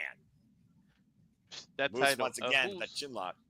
A who's who of TNA has held that title, man. Some of the greats. Yeah, this Josh Alexander, who is supposedly all elite, but has not made his debut yet. Kind of surprised we didn't see him at Revolution. Again, I mean, there's still the fact that we're only in March leaves so much up in the air for this business. As we're back here for this NXT Championship match, New York City, Madison Square Garden Theater, Moose versus Femi. Moose in control right now of the Rura with that chin lock, and Femi trying to fight back though, pushing Moose in the corner to force the break. And again, Moose still maintains his hold. Ash, to Again, answer just you, driving. YouTube TV. Up and over, and oh my God! Damn, he just tossed him half across the ring. And think about it again, we're talking about these heavyweights. How much strength are they exhausting with these heavy moves and these lifts? Pop up, power bomb to Moose Velvet Femi. Dude. Jesus, with such ease for What- Obafemi, but Moose with his instincts just rolled to the outside of the ring, getting him some distance between him and the champion. You say with ease, you saw Femi fell back against the ropes. Again, endurance and conditioning is going to play a factor here. And despite Femi's reign of dominance, I don't know how deep Femi can go against the former TNA champion. Hard Irish whip into the steel step shoulder first. And we see Strength and endurance are going to play a role, Noah, but so is age. Age and agility. And Obafemi has youth on his side. I'll give you that. And of course, we'll see who has experience, drive, and the wherewithal to win both titles. You know, I imagine our main event, you saw Steve Vaquer preparing for later tonight. Moose falling up, though, running uppercut. Take a look at this replay, by the way. That Irish whip drove those steps away from the ring on impact. But Femi falling up, though. Oh, I ran it off pop kick. Oh, my God. The fact that he was able to reach his jaw. Like, what the? Oh! That might be it. Good God! Intercepted. Covered by my kick on that, too. I missed it. My feed glitched there. I hope they show a replay. He ran into for all intents and purposes, I'll call it a Nigerian uppercut instead of a European uppercut. Yeah, freaking Moose scaling the ropes like a cat, looking for a massive moonsault. Coming uppercut. Here's the replay for you, by the way, JJ. Jesus. And then look at this follow-up. Yeah, the attitude adjustment. Into a power slam, and Moose still kicked out. Credit to both of these men so far for how much punishment they have endured and thrown against each other. This is awesome, and I concur. You ain't going to get an argument from me. Up and over, Moose able to escape, pushes over Femi. Shoulder first into the ring post. Oh my God. Were they just doing "Let's Go Cena, Cena sucks" chants? I think so. I'm not sure. That's disrespectful to these two men. John Cena, I mean, he could be in this match because we can't see him. But as far as I know, he is not in this match whatsoever. That is disrespectful to the contest these two are having as Moose goes to the top rope here. I sense disaster. For a second, I thought he was going to pop up a Frankensteiner. Yeah, guys, me too. Oh my God! Superplex by Moose. Wait, it's down, Noah. Goodness. What the hell? The Femi had superplex of his own. Both men are down. Holy shit balls! I had my volume down so that it doesn't get picked up by the feed, so I don't know if that's what they chanted. Look at maybe this do again. That freaking show of strength, the superplex by Moose to Oba, but Oba somehow suplexing Moose, and both men are fucking down. That was knucking futs. I gotta wonder what DJ and Ropes thought about that shit. Man, I don't know how the crowd is chanting, "This is awesome." That's a little bit better. A thunderous ovation by the audience here for these two heavyweights duking it out for the richest prize in NXT. I also don't know if that was like, let's go Oba or let's go Moose. Again, the jury's still out. I barely listen to the audience as it is because sometimes it's still filtered because it's WWE. Oba Femi teeing off against Moose with his elbows. Massive elbow to the side of the head. Moose still on his feet though. And again, Oba again clubbing Moose. Moose doesn't waver. Pump get to Oba, but Oba stands on his feet. What the hell does it take to knock one of these two down? Oh, man, clothesline inside out. And now he could be one fall from grace away to stopping Moose from taking the NXT Championship. Hoisted up. Moose able to scout it, though. Hooking up Oba. Are you kidding? Powerbomb, moves with the cover, hit the front leg, kick out 2.5. We're a half a second away, guys, from history. Femi has got to be made of vibranium. What the hell is Moose made of then? Adamantium. Okay, fair enough. And if you know, you know. Freaking Clash of Titans, freaking King of Monsters here. Oh, the Femi who's got Moose up in the shoulders. Oh, what the hell? And Oba, oh no. You don't think, oh dear God. Overhead military press to the floor. That's a 300-pound man that he just dropped. But notice the ruler collapsed afterwards. That may have taken every little bit Femi had left in him just to press slam him over like that. Holy shit. Referee up to 4 with his count. Well, you know, I don't think Femi wants to win this way, JJ. Clearly, again, you talk 7. about countouts. What do countouts prove? Proves nothing. You survived, but you still didn't legitimately beat the man. Moose came back inside the ring and Femi and Moose eye to eye, and Moose saying, not like this. Na na na. You look at the face of Femi, though. Look at the intensity, guys. I would have lost my shit. They ended it like that. I can't lie. And here we go. Both men just slugging it out. Femi and Moose up and over the floor again. Somehow both men are on their feet. Irish whip versus Irish whip with Femi. Sent into the ring post. Spun around. Moose hooking up Oba. And planting it through the announce table. Good God. Jesus Christ. Good grief. Every time you think one of them has the advantage, here comes the other. These two are going to destroy this freaking building before this thing's fucking over. Femi sent back inside the ring, and Moose bringing the NXT Championship back inside the ring. And it might be lights out for Femi if he hits this spear. Connects. No champion. No. Dude, he folded Oba. Oba folded in half like an accordion, literally, after getting speared. How many men has Moose defeated with that spear, Noah? Who's who, former TNA World Champion, but it did not upset the ruler tonight. But it might. He's going back to the corner. Looks like he's going for round 2 here. He's confident. He's poised. He's determined. He's focused. He's in position, taking that stance. And Femi hooking up powerbomb again. Right in the center of the ring. Cover. Break the arm. Femi retains. Hell of a contest between these two men. Standing ovation from the simple man. The man who said this match would never happen is on his feet, just like the men and women here at the theater at Madison Square Garden. All hail the ruler of NXT now and forever. Heavy just beat Moose and just disrupted the system. An incredible heavyweight slugfest for the ages. Noah, I don't know if Oba won as much as he survived. Matthew Hofstetter already saying run it back. Yeah, I agree. Again, we saw how much these two were willing to give tonight in what was a one-on-one dream encounter. I would love to see it again. What an incredible match as we now look towards the women here, and we've seen the developments with Zarya and Zoruka, who, of course... I like that tag team.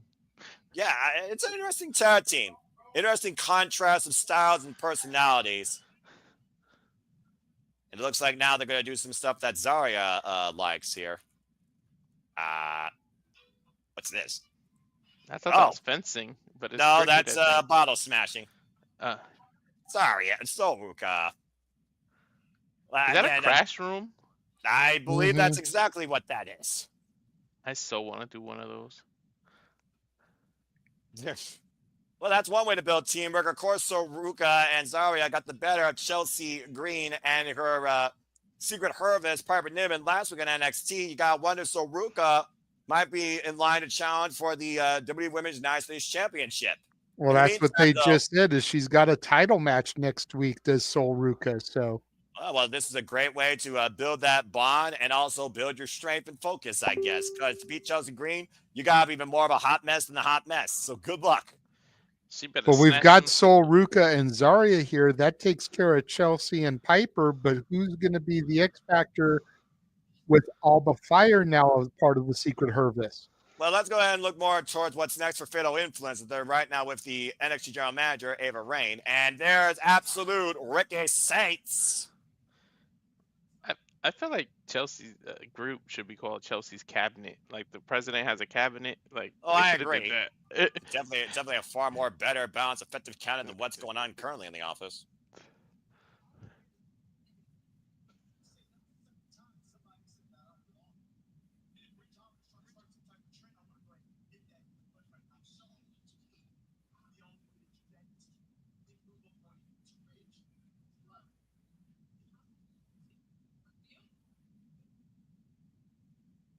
Ridge Holland versus Absolute Ricky Saints next week. Book it, baby.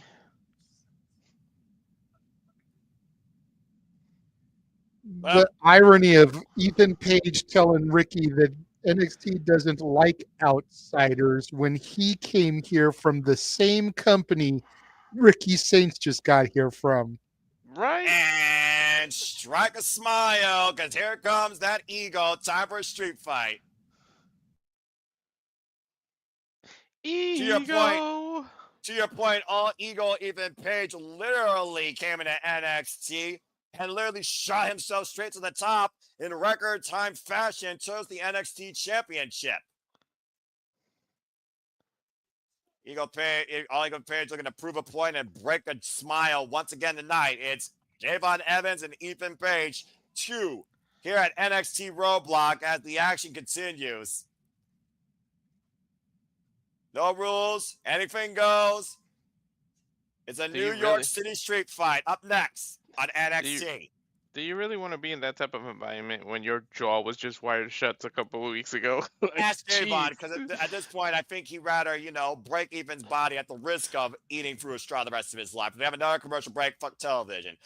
First off, let me go ahead and further endorse, because it's extremely rare that I do this with WWE. Femi, Moose, NXT NA, NXT Championship, The Ruler, the face of the franchise, heavyweight slugfest, clean win, run it back potential. That's professional wrestling! Damn it! All right, let's go ahead and take a look at some people's comments here real quick, as they got the Superman approval. Shadow saying that this match sold me on Femi. Yeah, Elba Femi. Jeff Meacham said best. Motherfucker. Mm-hmm. Freaking kaijus, again, Japanese folks, you know. Well said, Ash, completely agree. Safet saying, what a fucking match. Absolutely. And I agree with both of you and also Matthew and them. I want to run it back TNA ring this time. Let's get Unbreakable.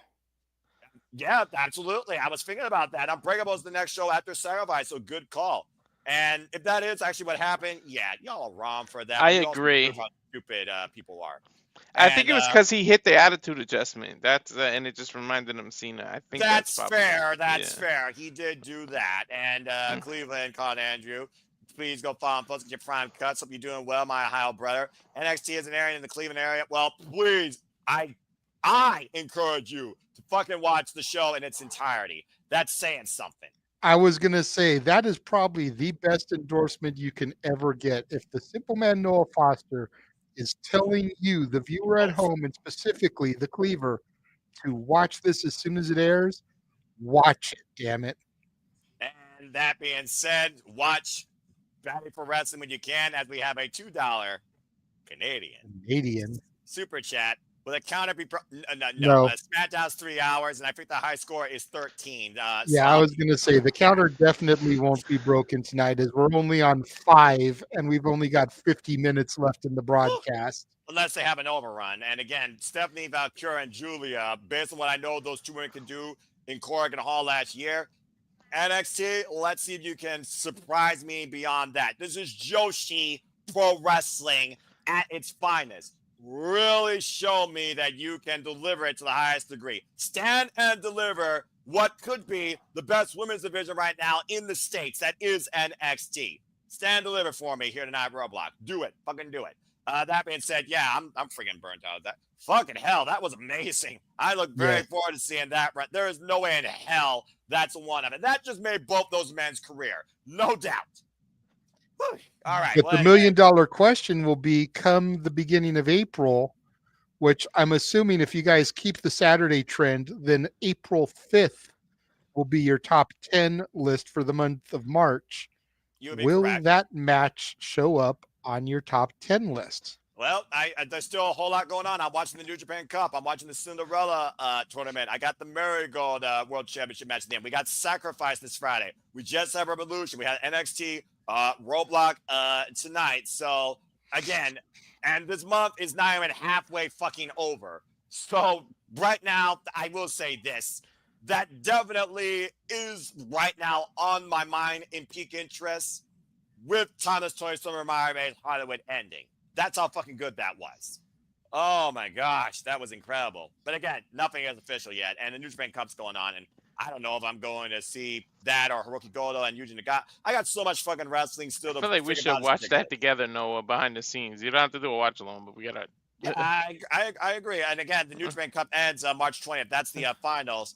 As we're, of course, in New York City, the mecca of entertainment. And of course, if you haven't already, go check out the watch along we did last night for Raw from Madison Square Garden. It was a lot of fun, and boy, did we acknowledge someone that was pissed off. And after you watch that, go to the Geekbox's YouTube channel and watch us as part of their streamers react video on Roman Reigns' return. Again, he got us again. That's so funny, but that's also awesome. And if I nothing love else, it. I love it. This is how the IWC is supposed to be, because damn it, we do our thing and then he shares us, which helps give us the rub because it's on his platform. His platform has more subscribers than any of us.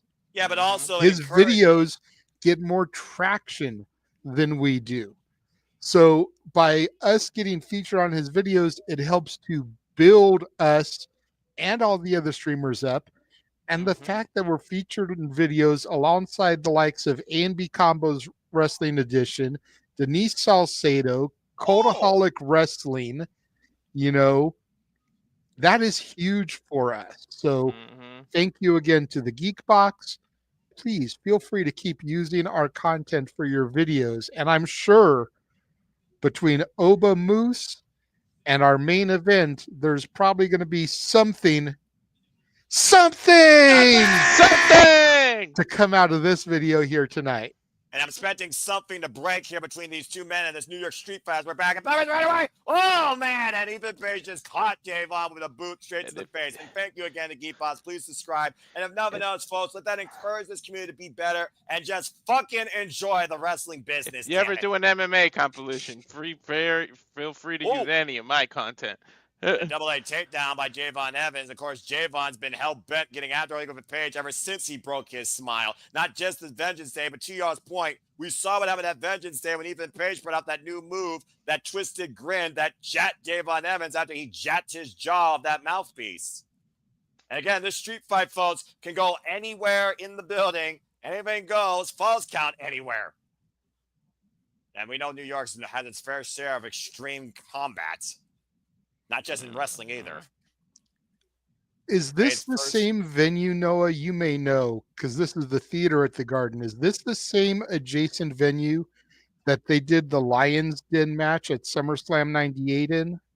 It might be. I was only 6 Owen years Hart old versus back then. Ken Owen Shamrock, Hart versus Ken Shamrock. because that pay-per-view was at the Garden and they went to somewhere adjacent for that match. I'm wondering if this is that same building, the theater.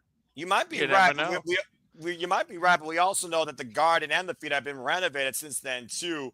So so it may not be exactly the same, but you get my meaning. If it's the theater at the Garden, it's still the same, renovated or not.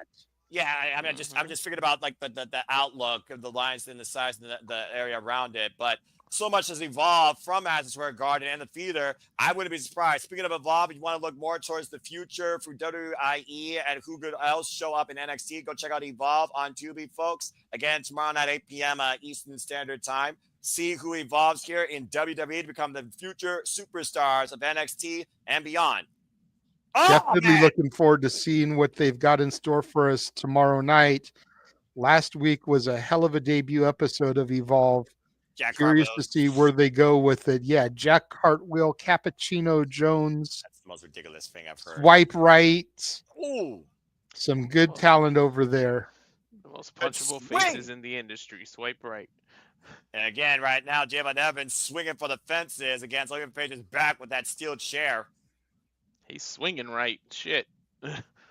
And this has been boiling over since December in Low when Ethan Page lost at deadline. And Javon Evans says, we want to see the real Ethan. And Ethan showed Javon exactly what that is. And it's only made him even more dangerous and aggressive since. This has been a hell of a rivalry for Javon Evans. If you think about it, you think about the years of experience Ethan Page has with him to be using that to help get Javon Evans over in this feud. I wonder if Javon Evans realizes how big this is for him.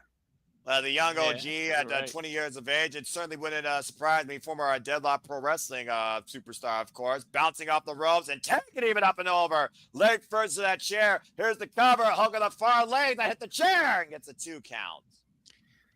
For a street fight, they need to venture away from the ring. I want to see them fight to the backstage, through the crowd, something. Yeah, Right? yeah. You would think Street Fight would be more, aggressive, rogue, wild. Otherwise, you might Here as well comes just some call it wood. TLC. Well, you might as well just call it a TLC match or no disqualification at this point. But to your point, yes, here comes a table. Let me they're- see them fight in the street in front of the garden. Yeah, let me see a freaking New York City taxi just drive by. Right? I had a picture of the garden as our background. I don't know what happened to it. I guess James deleted it or moved it or whatever. But It's a different brand, but also, I mean, again, it is what it is. People know. And if you don't know, now you know. Oh, what? James did something in here? Probably. And Javon Evans right now. Uh-oh. Even Page hooking up Javon. There's that table. It's a flip roll up cover by Javon. Gets a 2 count. Oh! I'm Jumping gonna see punch if I can there. find it. Open What the punch heck strike did by he do? Ethan. Went for the kick. Javon got him with a super kick. Great scouting by Javon Evans. Ethan Page on spaghetti legs. Went for a big high kick. Both men met with a high kick. Both men down to their knees. Now both men grabbing a chair. Both men swinging. Stinging effect. High kick miss. Ethan Page hoisted up by Javon. Boom! Fireball on a chair! it's not going to Cover. get the victory. Two. Don't get excited. You stop denying me my excitement with one of my favorite damn moves in this business. Delivered the best by Notes in the Catch Cut since El Generico. Damn it. Anyway. People have check out won you. more with a roll up than a Blue Thunder Bomb, okay?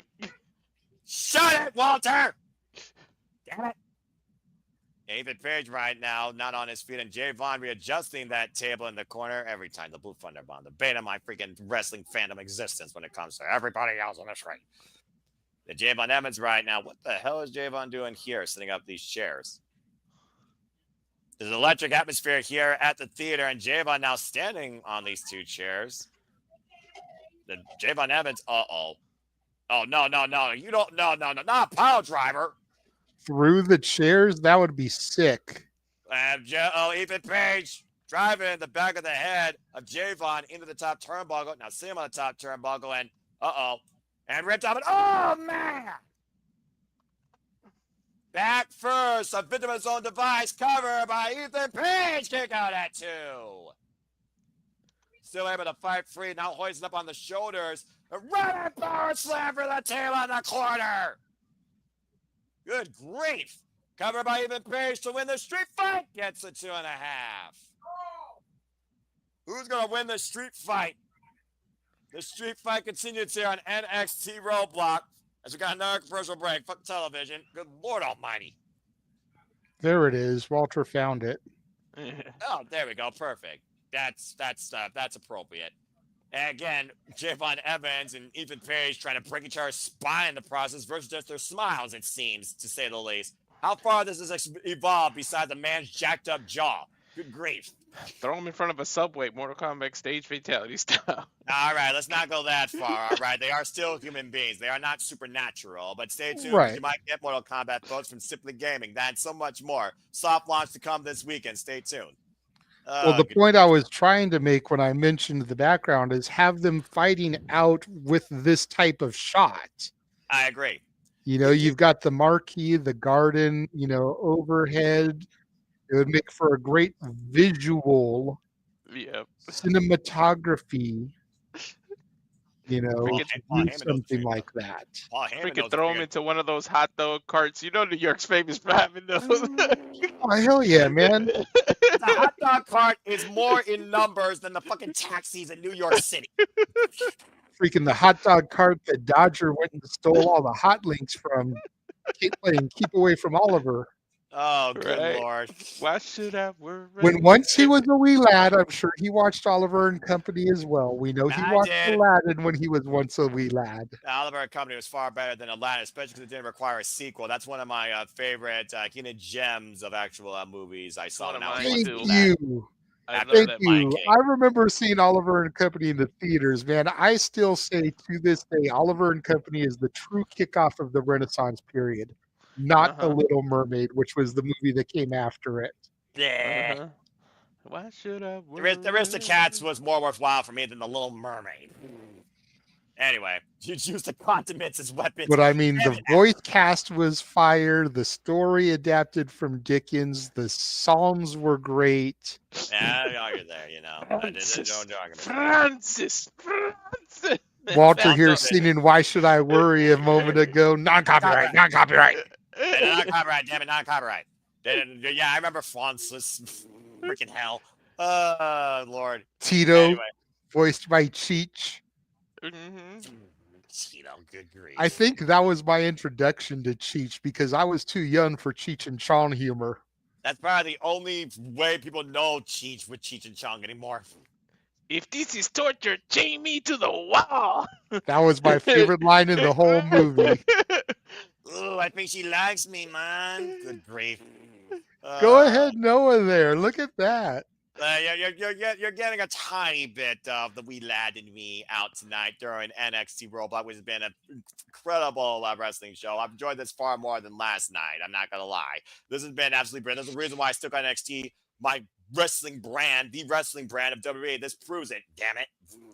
And this is why, from the jump, I have defended this. Even when it was still 2.0 in the Rainbow Bright, I saw the potential.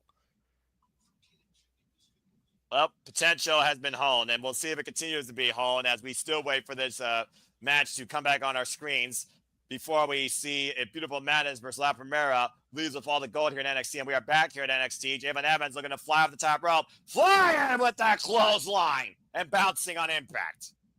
Almost a phenomenal forearm of sorts there. A phenomenal lariat, shades of Ricochet that he took out Zack Sabre Jr. when he arrived in New Japan Pro Wrestling. And Javon looking to fly off the second rope again. Oh, and again, like Vengeance Day, caught out of midair with a big right. Can Ow. Ethan Page capitalize here? Uh-oh, got him hooked up. Ego's Edge. Ego's Edge, bouncing Javon up and over. Shoot the half, cover hooked the far leg, kick it two. Your boy's definitely bouncy there. Did you see the way he bounced off the mat after landing on that Ego's Edge? Yeah, look at this freaking flight though by Javon Evans, giving Kevin Knight a run for his money. Those freaking air miles, and again intercepted out in midair. Didn't look like he jacked his jaw as bad this time, but that Ego's Edge bounced him up and over, and he's showing not only he's bouncy, he's resilient. What's Ethan Page saying? Oh, I can't hear. I got it down. Vaughn I'm Evans just screaming at slapped him. the shit out of Ethan Page. Well, Ethan Javon Page again. jaw-jacking there. wow, how much jaw jacking has Ethan Page done to everybody here in NXT, especially the Javon Evans? Javon lining up all Ego. Good grief. You know what I didn't notice? Does Javon have the mouthpiece in again? I don't think so. but I think he honestly just- haven't paid that close attention, Walter. Yeah, Me I didn't neither. see nothing fly out of his mouth here, and he just mind not to chew fly off Ethan Page's mouth and just sent him up and over the steel steps, knee first, and literally using everything around him at ringside to rock Ethan Page. Again, there's no rules, it's all legal. Swinging a miss by him again, bouncing off. Oh! Corkscrew kick into the chair against Ethan Page's face. Ethan Page smartly rolling to the outside. I don't see any blood coming out of Javon's mouth, thankfully, right now, though. Javon again looking to fly. Oh, God! Holy shit! Over the top, counter through the table to the floor. Yeah, but how much did he damage himself? He kind of landed back first. See that? He Yeah, kind of went through the table. I think Javon got more of that table to your point, Walter, but still, both men are down the outside. It's a fucking car wreck out here. Look at Ash joining and saying, she's got to add NXT PLE's specials to the upcoming watch list. Add a girl, Ash. Add a girl. I definitely recommend them more than the other stuff here for this company. Unlike the Tilla, who we can't get to switch over to all right, Tuesdays. let's leave the Tilla alone. All right, let's leave the Tilla alone. Well, we know she's going to be working tonight because of this with Moose and Femi and the Hardys versus Fraxiom. What is Javon figuring here as he just braced Ethan Page up against the table, grabbing the small of his bag, and Javon Evans looking to fly. Oh, that's top! God fucking Lord! Oh my God, his head was close to that barricade. Javon Evans literally kamikazing himself into Ethan Page up and over the fucking announce table. That didn't give. That's how bad Javon wants to hurt Ethan Page tonight. Take a look at this. I don't want to. I don't wanna. Dude, he cleared the ropes. He could have probably cleared the announce table if he wanted to. He was literally target siding. He targeted Ethan Page like it was nothing. Spring it up again off the top rope. Your boy's bouncing. Corkscrew splash. Cover. 2. No. God damn, what is it going to take for Javon Evans to put away all ego Ethan Page? And to your point, Walter, he is not wearing the mouth guard. Are you kidding me? Good grief. What the hell is now going through Javon Evans' mind? Oh, wait a minute. Why's he doing that steel chair? Uh-oh. Going for a little bit of payback here. Oh, no. This might be taking it a little bit too far, but I guess, you know. The fuck you say? Payback is a bitch. Yeah, but your ego to get the better of you. Face first goes the chair in Javon's face. Again, Ethan Page vindictive, but also calculated as they come. Twisted grin denied. Javon, another. What the hell? That was an RKO. Out of nowhere. Face first on the chair. Wait a minute. And Javon up again off the second rope. Oh, my God. Springboard cutter on the front of the Page on the chair. Cover. Javon Evans wins this street fight affair. Damn, how many times? Very much deserved victory there for Javon Evans. And definitive. Cody Cutter with the chair around Ethan Page's neck for the victory. A hell of a fight, a hell of a win for the man that bounces tonight, bouncing back into victory. Look at this beautiful corkscrew splash. I thought he had him here. That was perfect.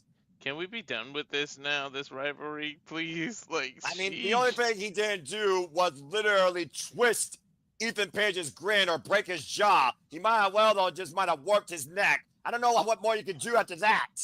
I don't know. You got to wonder what's next for both men. Well, one thing's for sure, Javon's bouncing forward and wait a minute. What? Lights out. We may find out what's next right now, Walter. What the hell? It's probably that no. group. Yep. Oh, shit. Well, New York knows their fair share of rides and gains. Here comes Retribution. Do we know the actual name of this group yet? No, we don't. Right? And Javon is standing in the ring all alone by himself. And here comes these freaking renegades. Sorry, JJ. Attacking Javon in the corner. It's a 4-1 assault. Freaking mugging a beatdown here. Well, I mean, it's not something that New Yorkers are unaccustomed to. You're not wrong there. Oh, my God. We saw the last time these guys were involved in NXT, they destroyed Eva Ray's offense and left Robert Stone laid out. I don't think Eva got enough security here tonight to restrain these guys here. What the fuck was that about? Well, we got a full commercial break once again. Fuck television. Congratulations, Javon Evans, despite the fact he got laid out by that Timu Retribution. Javon Evans still wins the street fight. Yeah, that shit. Jamon Evans wins the street fight against All Eagle, Ethan Page. Holy shit. There's no rhyme or reason to them. They just attack any and everybody. Yeah, there's no mission statement. We haven't heard a word of these guys or some cryptic video. They couldn't pull a Semi Callahan freaking Death Machine TV antic. What the fuck? Anyway, let's see what y'all I are was going to saying. say here. they're better booked than the Death Riders are. You know, you're not around there so far, but the jury's out as far as enjoy the ride. Anyway, Shabbatai saying, "Give me watch NXT will be a challenge and a hard sell. You're going to have to convince me, LOL." Well, I'll leave that to you on a different time. Maybe that could be a shenanigan topic. I will say to you, Ash, the same thing I always try to say to Datilla. If you're going to watch the specials and the PLEs, then you kind of got to tune in each week to see how the stories build to those matches. Otherwise, you're lost going into the PLEs. Ash, I'll put it to you like this. I don't watch NXT because, again, fuck television. But I watch the highlight every week on YouTube, and it's worth going through that 10 minutes to see what these women especially are up to. And I do call these PLEs and these specials with these guys whenever I can. Not necessarily television, but Roadblock is something special. So we decided to do this. Thank you, Walter. But we always call the actual PLEs. They're on the Peacock. So if nothing else, check out the highlights, check out the Peacock shows, or keep just following along with us when it comes to me, JJ, and Walter's reactions to NX fucking T, whether TNA is involved or not, because it is the shit every week from WWE. And subscribe. Yeah, well, that goes without saying, but yeah, keep saying it. Anyway, there you go. And this robot seems to be more of a pay-per-view quality matches than TV special. We are spoiled. Even WWE can actually do TV specials that feel like pay-per-views when you talk about NXT. Just saying.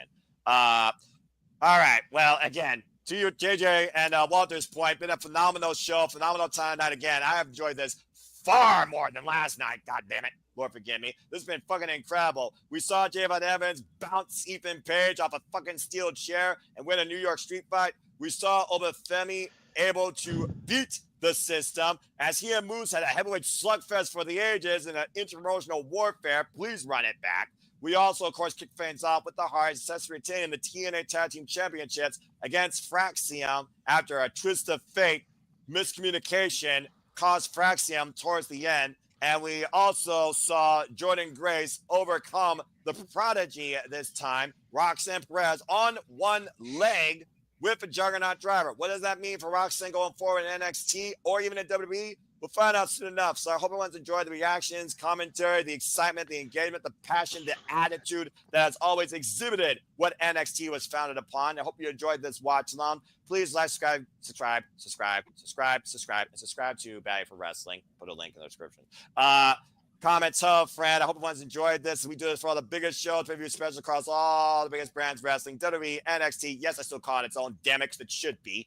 Ring of Honor, TNA, AEW, and of course, independent scenes. But we're about to get ready for our main event where all the goals on the line. La Primera versus Beautiful Madness. Guilia versus Vaquer. NXT Women's and NXT Women's North American Championship. Title for title. Winner takes all at NXT Roadblock. All the marbles are on the line.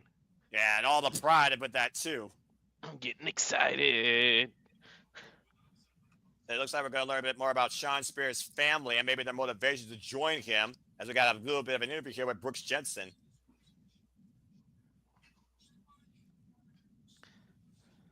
Purge the Weak, Slaughter the Feeble. Nico Vance, who I don't know jack shit about. I don't know much about him either. No, it's okay. But you do know a lot about Izzy Dame, and boy, did Izzy Dame surprise us in that steel cage aligning with Shawn Spears and truly screwing the family. Most vindictive. It's the fucking House of Black. Pretty much. Shawn Spears is Malachi Black. Izzy Dame is Julia Hart. Buddy and Brody are Nico and Brooks. And the jury's still out on that. Let's see how effective and actually accomplished they can be. Shawn Spears is one guy. I'm just saying. It's definitely given vibes. Yeah, JJ, you're right. Did they actually put out a name for this group? No. The Calling. There it is. Yes, they did. There it is right there. Yeah, the Calling. That's weird. I don't know. Well, that's one weird name. Also, a weird name is Fame, which is not a fucking word, but the W Hall of Fame will be taking place Friday, April 18th, 9 p.m. Pacific time at the Bellevue Live Theater in Las Vegas. Maybe now they'll finally treat the Hall of Fame like a serious occasion and people will dress up in more than shorts and a t-shirt and sunglasses. Show some decorum for a night where we honor the greats of the past. WWE Hall of Fame, Friday, April 18th, folks. And yes, we will be highlighting and covering that as part of our WrestleMania week-long watch-along schedule. And it's going to be absolutely fucking insane. Absolutely. We've made sure to cover the Hall of Fame these last few years. And we've now got Eddie Thorpe being interviewed here. And boot out of the building. Timu Tatanka. Will you stop that? You know what? I'm going to give Eddie Thorpe some props here. He's nailing Dakota Kai. Yeah. Damn. He's doing what most men thought was unthinkable. Because I could have swore that Dakota played for her own team. So if Eddie Thorpe was able to pull her, got to give some props to Eddie Thorpe. Yeah, because I damn sure didn't know that. That might be fair in this case. That might be fair.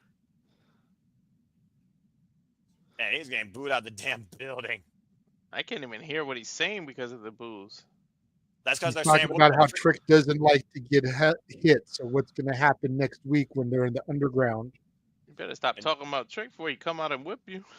To your point, Walter, and coming off! Holy shit. Whooping that Trick. Yeah, quite literally. I couldn't have timed that better.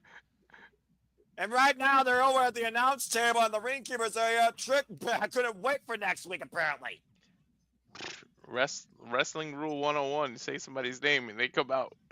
But look, okay, not everyone is freaking 250 pounds of primo elevation, but Trick Williams is a former ST champion, double A takedown, and Trick Williams right now, we're supposed to be getting ready for a main event match here. But it is going to be summer next week to see these two fight underground. Big clothesline since they Thorpe have been over. This has got to be their last match, right? If it's an underground. You would think. From a strap match to underground, that's enough now.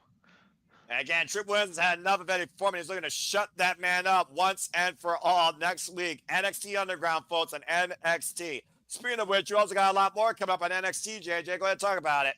Looks like we're going to have a 6-person mixed tag team match. Luca Crucifino and Stax and Rizzo versus Nico, Brooks, and Dame. We've also got Ricky Saints going toe-to-toe with Ridge Holland. And how about this one? The United States Championship from the main roster will be on the line as Sol Ruca challenges the woman that Noah has pledged allegiance to, the hot mess, Chelsea Green. Chelsea Green putting out a tweet. Absolutely applaud with NXT scheduling this match without her approval. It was not signed in her office by her cabinet, not signed by the Senate. It should not happen. But again, either way, she's going to prove a point next week, Tuesday night. She may get her soul snatched.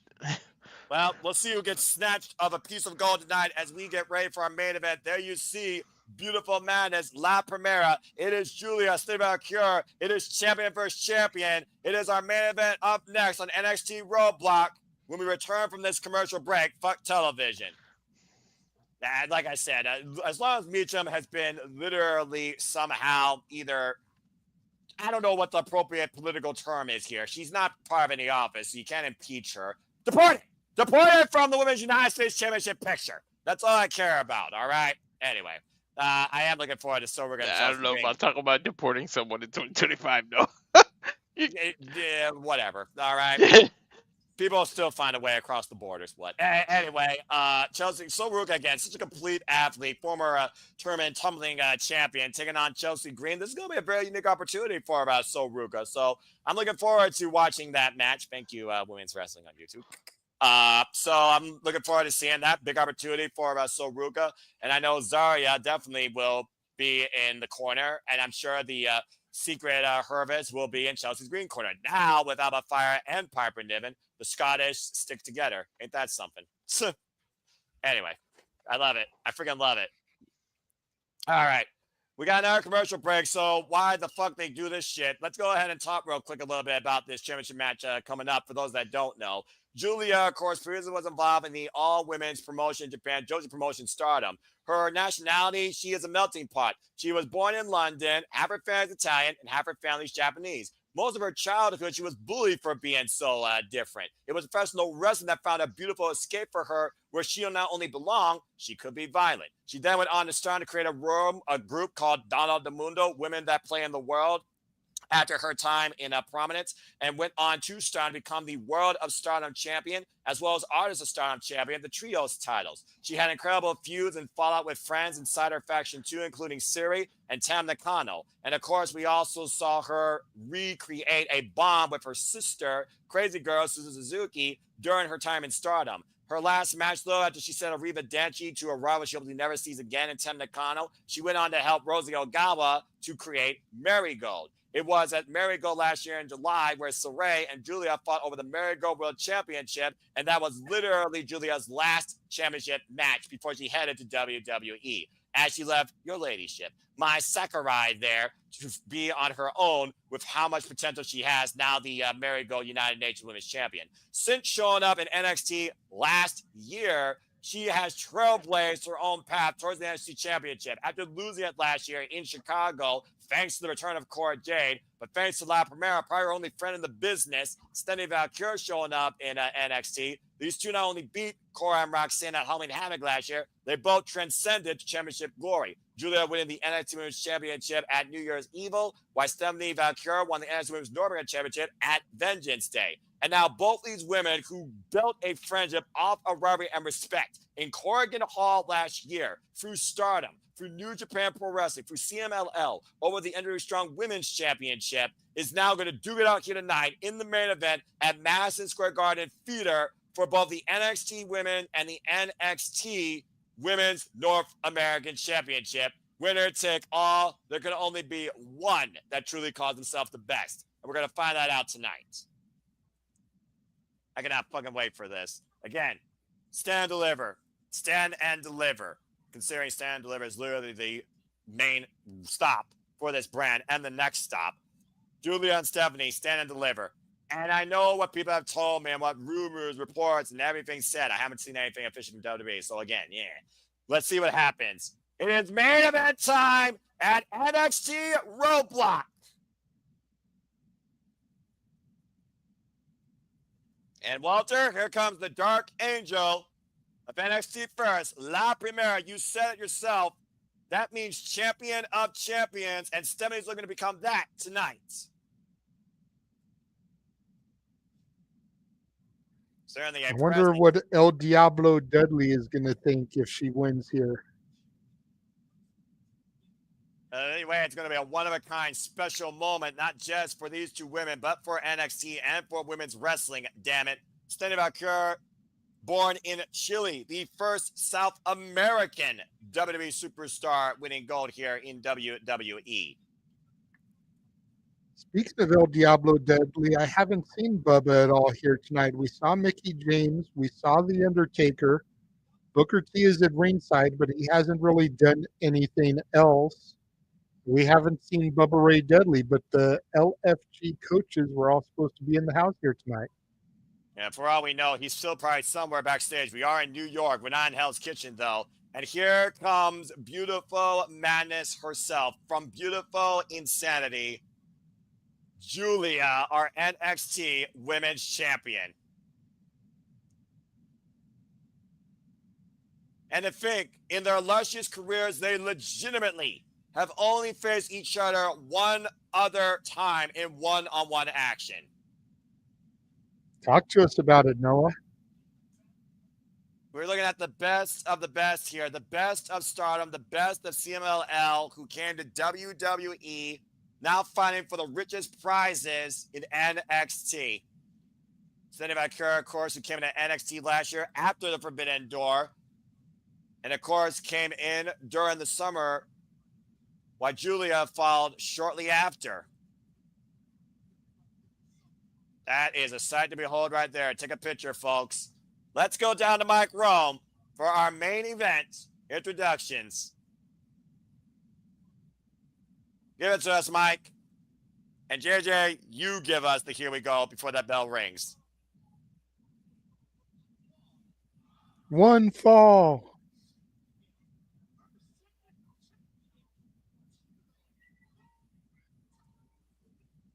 fucking go!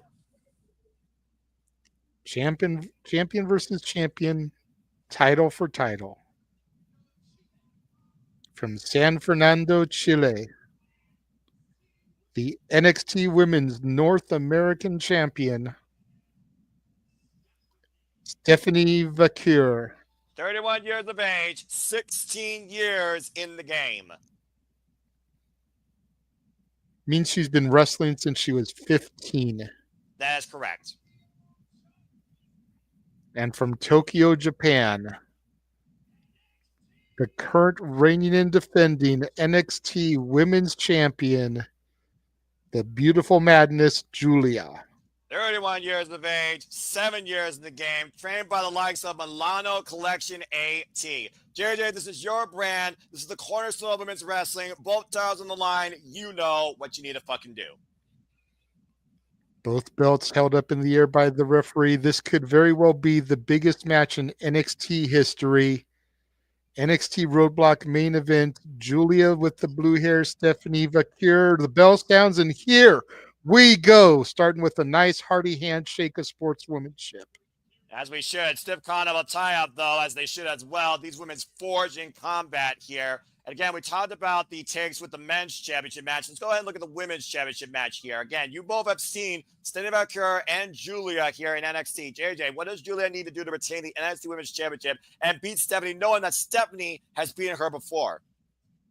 That's a very good question, Noah. I mean, again, we don't know if the rumors are accurate. If they are not, then Giulia just needs to execute her game. There's a reason why she's the champion, and Stephanie only has the mid-card title. Walter, you've seen Stephanie Vaquer, of course, La Primera. You talked about what that means, champion of champions, to have that mentality, to believe you can be that in this business. What does Stephanie need to do to beat Giulia here again on the grander stage here of NXT for the NXT Women's Championship? He might be on a call, though, so I'll talk to him later. And both these women had a stalemate here after Giulia dropped Stephanie with a stiff right, and mutual respect there. Well, to the point there, you said Stephanie defeated Giulia before, or did Giulia beat Stephanie in their previous encounter? Stephanie beat Giulia last year in Corrigan Hall Strong Women's Championship with a roll-up counter to her finisher.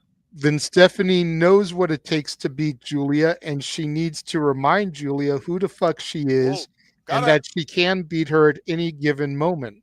We've also seen Giulia's growth, though, since then, of course, leaving Stardom, former going to becoming part of WWE as we got a modified heel hook here. Both women tied up and both women rolling towards the ropes. But again, if Giulia is injured, Stephanie Vaquer, is she going to sniff out the blood, target the injury, and work that weakness? Or is she going to give her friend the opportunity to stand and deliver the match that these two women know they can have and not take advantage? We've seen in the past what has happened when somebody, a friend, knows about an injury and they don't take advantage. Look at Kevin Owens and Cody Rhodes. Big right hand. Yeah, Kevin Owens had the opportunity to take advantage, chose not to, and look at where we are with those two men now. Yeah, one's going to WrestleMania. The other one, for all we know, he's got a date with a Viper. Big missile drop kicks instead of a curl up and over out of the corner by Giulia. Got the distance on that drop kick. Take a look at the replay here. Good grief. Beautiful drop kick. Great flat back bump there by the champion. Setting Giulia up and over, though. Again, we talked about before, the respect, of course, like you said, is there. But again, when the gold is on the line, and Stephanie flies with a crossbar up the top, Wyman Giulia on the outside. Who is walking out here as the women of NXT? We will find out, I'm sure, after this commercial break. Picture in picture, fuck television. And Stephanie Vaquer sending Giulia in the ring. And stiff kick to the side of the head. Giulia, of course, with a successful title defense at Vengeance Day against Cora Jade, Bayley, and Roxanne Perez. Stephanie Vaquer, who beat Fredlyn Henley at Vengeance. Vicious net breaker, German net breaker from the apron to the floor to become the NXT Women's North American Championship with 2 defenses so far in her repertoire against the likes of Carmen Petrovic. And I believe Kalani Jordynne and Giulia has retained control of this match. For Again, the time being, I mean, you got to wonder how much leniency the referee is going to give here. You know, he wants a decisive finish. Yeah, you know we don't want to count out, and at the end of the day, it's still a championship match. Disqualification means nothing. If one woman gets disqualified, then no titles change hands. So again, nothing gets settled, and I think there is too much respect there. Besides the fact that literally you have your eyes on all the prizes. Julia driving that boot into the front of Stephanie up against the bottom turnbuckle in the corner. And to your point, one of these women will definitely stand and deliver at WrestleMania, possibly both titles around their waist. Massive boot running through Stephanie. Pulling her away from the corner. Here's the cover. Hook on the far leg. Against the 2 count. We also know that the likes of Jordynne Grace, Jada Parker have eyes on these championships. We saw Jordynne Grace victorious early. It was Jordynne Grace that stood with these 2 women when they both had to go at the end of it and say, "Another vicious right." Might have just KO'd Stephanie there. Of course, Julia one time literally lost her hair to change her style after coming back from injury herself. Cindy Vaquer, of course, who has literally been fighting her entire life to get this opportunity. Encouragement from Mysterio. Cover, hook of the leg, lateral press, and another 2 count there. The slow, methodical approach here, breaking down Stephanie is Julia. Of course, Julia has that Arriva Denchi knee and that Northern Lights bomb, while, of course, Stephanie Vaquer has the SCB. And, we all know what this is. Oh, good scan by Julia, able to escape that. Stephanie was going for Booker T's favorite spot. Yeah, Booker T with no brain, can't even name that freaking move. Why is Julia right now going for a chin lock? Again, these 2 women know each other so damn well. And Julia taking a page out of Stephanie's book. And she dribbling Stephanie face first in the mat. Are you kidding me? Damn it, why do we have to be in picture-in-picture? And cover, wow. No, I give you credit. You do a great job calling when it's picture-in-picture. It's hard for me to see that shit. I guess I definitely saw what they were showing me. I just mad that we had the freaking picture-in-picture there. Well, I mean, still, picture-in-picture is still somewhat annoying. Again, fuck television. As we're back here on NXT Roadblock again, Julia Vaquer, NXT Women's and NXT Women's North American Championships on the line. And we saw that vicious neckbreaker earlier as Julia's been working the neck on Stephanie this match. Now, Stephanie, it's a feat. Shout out to Gail Kim there. TNA Knockouts great, the original TNA Knockouts champion. And Stephanie right now looking for a run up here in the corner, targeting Julia with the double knees. Again, there's no turning back for either of these 2 women. One of these 2 women is going to leave with all the gold. The other leaves with nothing.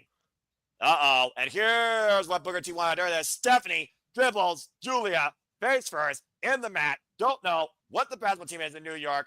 Good grief. Disorientating. The Knicks. Whatever. The New York Knicks and the Brooklyn Nets, and I believe the Garden is where the Knicks play. Cover hook in the near leg on Stephanie. Gets a 2 count.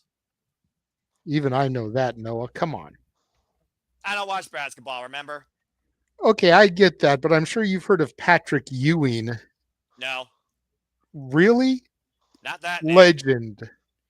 He was in Space Jam. I know you saw that when once you were a wee lad. The only basketball player that was relevant from that movie is Michael Jordan. That's not true. Charles Barkley, Patrick Ewing, Muggsy Bogues, Larry Bird. Come on we're now. in the main game that mattered. Underhog superplex. Because Jordan was the only one in the main game. Damn it. The fucking Monstars had stolen all the other guys' talent. And they still lost. Anyway, thank you, Ghoul06. Well, no one's stolen these 2 women's talents because, damn, they're fighting. Yeah, take a look at this massive double underhook superplex. And it looks like she landed Arkley on the right shoulder there. We'll see how that plays out here for this match. Swing and a miss. Oh, but did not miss with that super kick. And Julia hooking her up. Backdrop suplex, vicious. I might call bullshit on the rumor that Julia was hurt, and that's why they did this, because she don't look hurt to me. Look at this, though, as Julia has Stephanie hooked up on the shoulder. Spin out. Mitsunoku driver hasn't done the deal, no! able to kick out is Stephanie. Guilia runs again, hooking up Stephanie, pauses for that Northern Lights bump. Stephanie able to scout it though. Big forearm shot, clubbing shot in the back of the head. Guilia right now, and Stephanie looking to regroup here. I don't think Stephanie right now wants to be there. Went for another kick. Gets out of the way. Stephanie follows up. Coming for him in the corner. This is starting to really... Uh-oh. Oh, no. God! Dragon screw leg whip to Guilia. Damn, that move has to suck. It does. Ripping all 3 ligaments in the leg. And Stephanie might be looking for her finisher.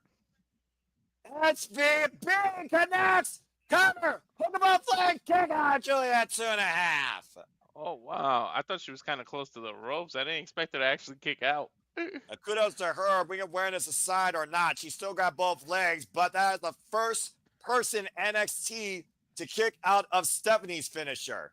Again, both NXT and NXT Women's Championships are on the line, title for title. So you got to go above and beyond. And Stephanie might look to do that here. Off the top rope, corkscrew plunge of a Guilia Connor.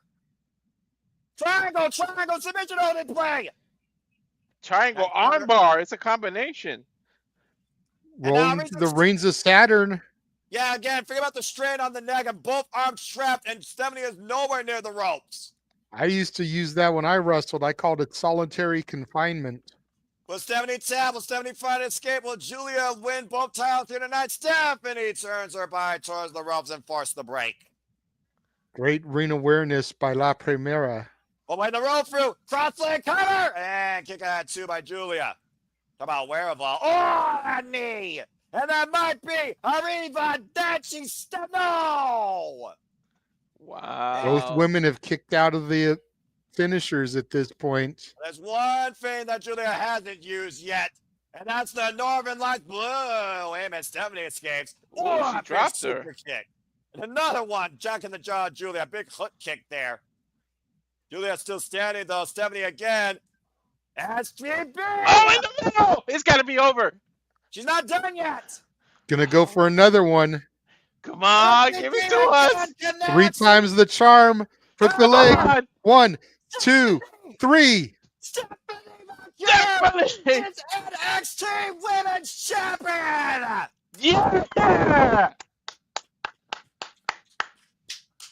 Stephanie did it again against Guilia. La Primera prevails over Beautiful Madness. La Primera. Oh, man, Josh, it would have been and new either way, man. You called it, Walter, her nickname. Now she truly can solidify herself as such. Stephanie Vaquer is the champion of champions. NXT Women and NXT Women's North American champion. History made tonight in the Garden Theater. Congratulations. Some of the highlights here, Noah. Yeah, that Reva Danci knee, I thought that literally was it there. But to your point, work over the neck, the SCB, not once, not twice, but 3 emphatic times. A modified package, Ushigoroshi, hook of both matchbook covers, excuse me. And Stephanie makes history tonight at Nice NXT camera Roadblock. Come on, where's the fireworks? Congratulations to Stephanie Vaquer. History has been made, and we know that she will stand and deliver on the grandest stage NXT has to offer. One thing's for sure, there is no roadblock in her way. And Guilia with the nod of approval, she's got to respect that. She knows how much her and Stephanie have grown to get to this point. Guilia, you might have a detour in your future, but for now, one woman stands tall in the end, the champion of champions. Congratulations to Stephanie. As NXT Roadblock goes off the air, 4 Walter Cruz for JJ Williams. I'm Noah Foster. Thanks for tuning in to this incredible watch along. This is NX fucking T. Start watching and respect women's professional wrestling, damn it. Damn it. Whew. My NXT. Damn it. Fucking hell, amazing show, top to bottom. Holy shit. So for those of y'all out there that watched NXT tonight, possibly for the first time, can y'all understand now why I've been championing for this brand for the better part of 2.5 years? It definitely brought back that vision, that passion, that level of excellence and incredible professional wrestling greatness that the Black and Gold had. Black and Chrome truly is on another level with the likes of Julia, Vaquer, and Femi and Moose happening. This was an incredible show tonight. Oh my gosh. And Ash saying 4 contenders for top 10 matches of the month right here on a 5-match card. It's gonna be hard, and we still got Japan to go through. Ash, you're watching the New Japan Cup. Slow your roll. But as far as WWE, yeah, these are the best matches so far this month in WWE. Period. We still got Stardom to go through. We still got the New Japan Cup. Man, we might have to extend it to 20 though. Shit. No. That'll be it. If y'all are gonna do 20, then next month is the month to do 20. Because goddamn, everything we're gonna be watching WrestleMania week. Yeah, right. And again, thank you everybody that was watching along with us, whether it's for the whole time or part of the ride. You all make this possible. It's why we demonstrate our madness and our passion here for all fans wrestling. It's why they have me call every wrestling show under the sun with my 6 suits and simple mentality, because I love this business, damn it. But thank you again, Dwayne, Matthew, Safet, Ash, everybody, of course, Gino, Emmanuel, Ghoul Zero. You all know who you are. I hope that you all enjoyed this as much as we did. Again, all the fucking wrestling. Damn it. Gold 06, accurate. Good grief. Oh, man, that was incredible. Well, we don't have a watch along tomorrow, folks, and I don't know if I'm going to go impromptu tomorrow or even do a simple take. I know that Sunday was interesting, to say the least, but stay tuned. We'll see what happens. But you will definitely see us back here Thursday night for TNA Impact, and then predicting for TNA Sacrifice if you're part of the TNA League. As we'll cover TNA Sacrifice Friday, we have the Saturday Shenanigans Kick-Ass Karaoke Special 90s edition. And before we get to that, tomorrow Walter and I are going to be doing our top 10 country songs from the 90s. Yeah, that's right. I was about to say, you all have that as well. So again, whether it's wrestling, combat sports, collegiate sports, or other forms of entertainment, you'll get it all here through the Simple Reliable Studios every day of the week, with the addition coming very soon of gaming. But for now, there's one thing that's coming towards me, and that's sleeping. So JJ, Walter, anything you want to say before we conclude and bid these fine folks and adieu? JJ, I'll start with you because this is your fucking brand. It's still undelivered, damn it, and we're not even there yet. Hell of a show by my brand again. If y'all have been wondering why I've been championing for this brand for 2.5 years, it is shit like this. This is what I see when I tune into my NXT. It doesn't matter what week it is. Everybody's allowed to have an off day here, an off day there. But consistently, it is the best professional wrestling show every week. God damn it. Again, make sure y'all tune in tomorrow, 6:30 Eastern, 3:30 Pacific, for Walter and I doing our top 10 country songs of the 90s. We'll then be back again, like Noah said, Thursday for TNA Impact, Friday for Sacrifice, Saturday for House of Glory, plus Kick-Ass Karaoke. And then Statboy has Selection Sunday coverage on Sunday as they do the brackets for March Madness. Good grief almighty. So make sure you tune in. We literally have a minimum of one live stream every single night this week. And Ghoul06, thank you for coming here. I'm glad that you saw us on Geekbox. I'm not sure what channel you are subscribed to, but make sure you subscribe to all of us here in the Simply Reliable Studios, Rage of Wrestling, Casa D18 Studios, N. Foster 1916, J. Hebert Side 95. Show your love and support to all of us here that are a member of the Simply Reliable Studios team. And then, of course, Batty for Wrestling in the chat there, Shadow Batash. Nice, appreciator. Yeah. All right. Well, Walter, anything you want to say in conclusion regarding what we covered tonight, and any last thoughts or any last plugs before I bid everybody a fine adieu? Or should I say arrivederci? I think that's a fitting word to use tonight after Julia lost the title. But all right, got to Julia. I just had 3 things to say. NXT. Damn it. And we are that indeed. So until Whether you watch tomorrow night or friggin' Thursday night, make a positive impact in life. Arrivederci, and have a good night.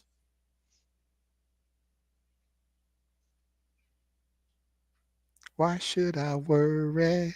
Non-copyright. Why Why should should I I care? Non-copyright. care?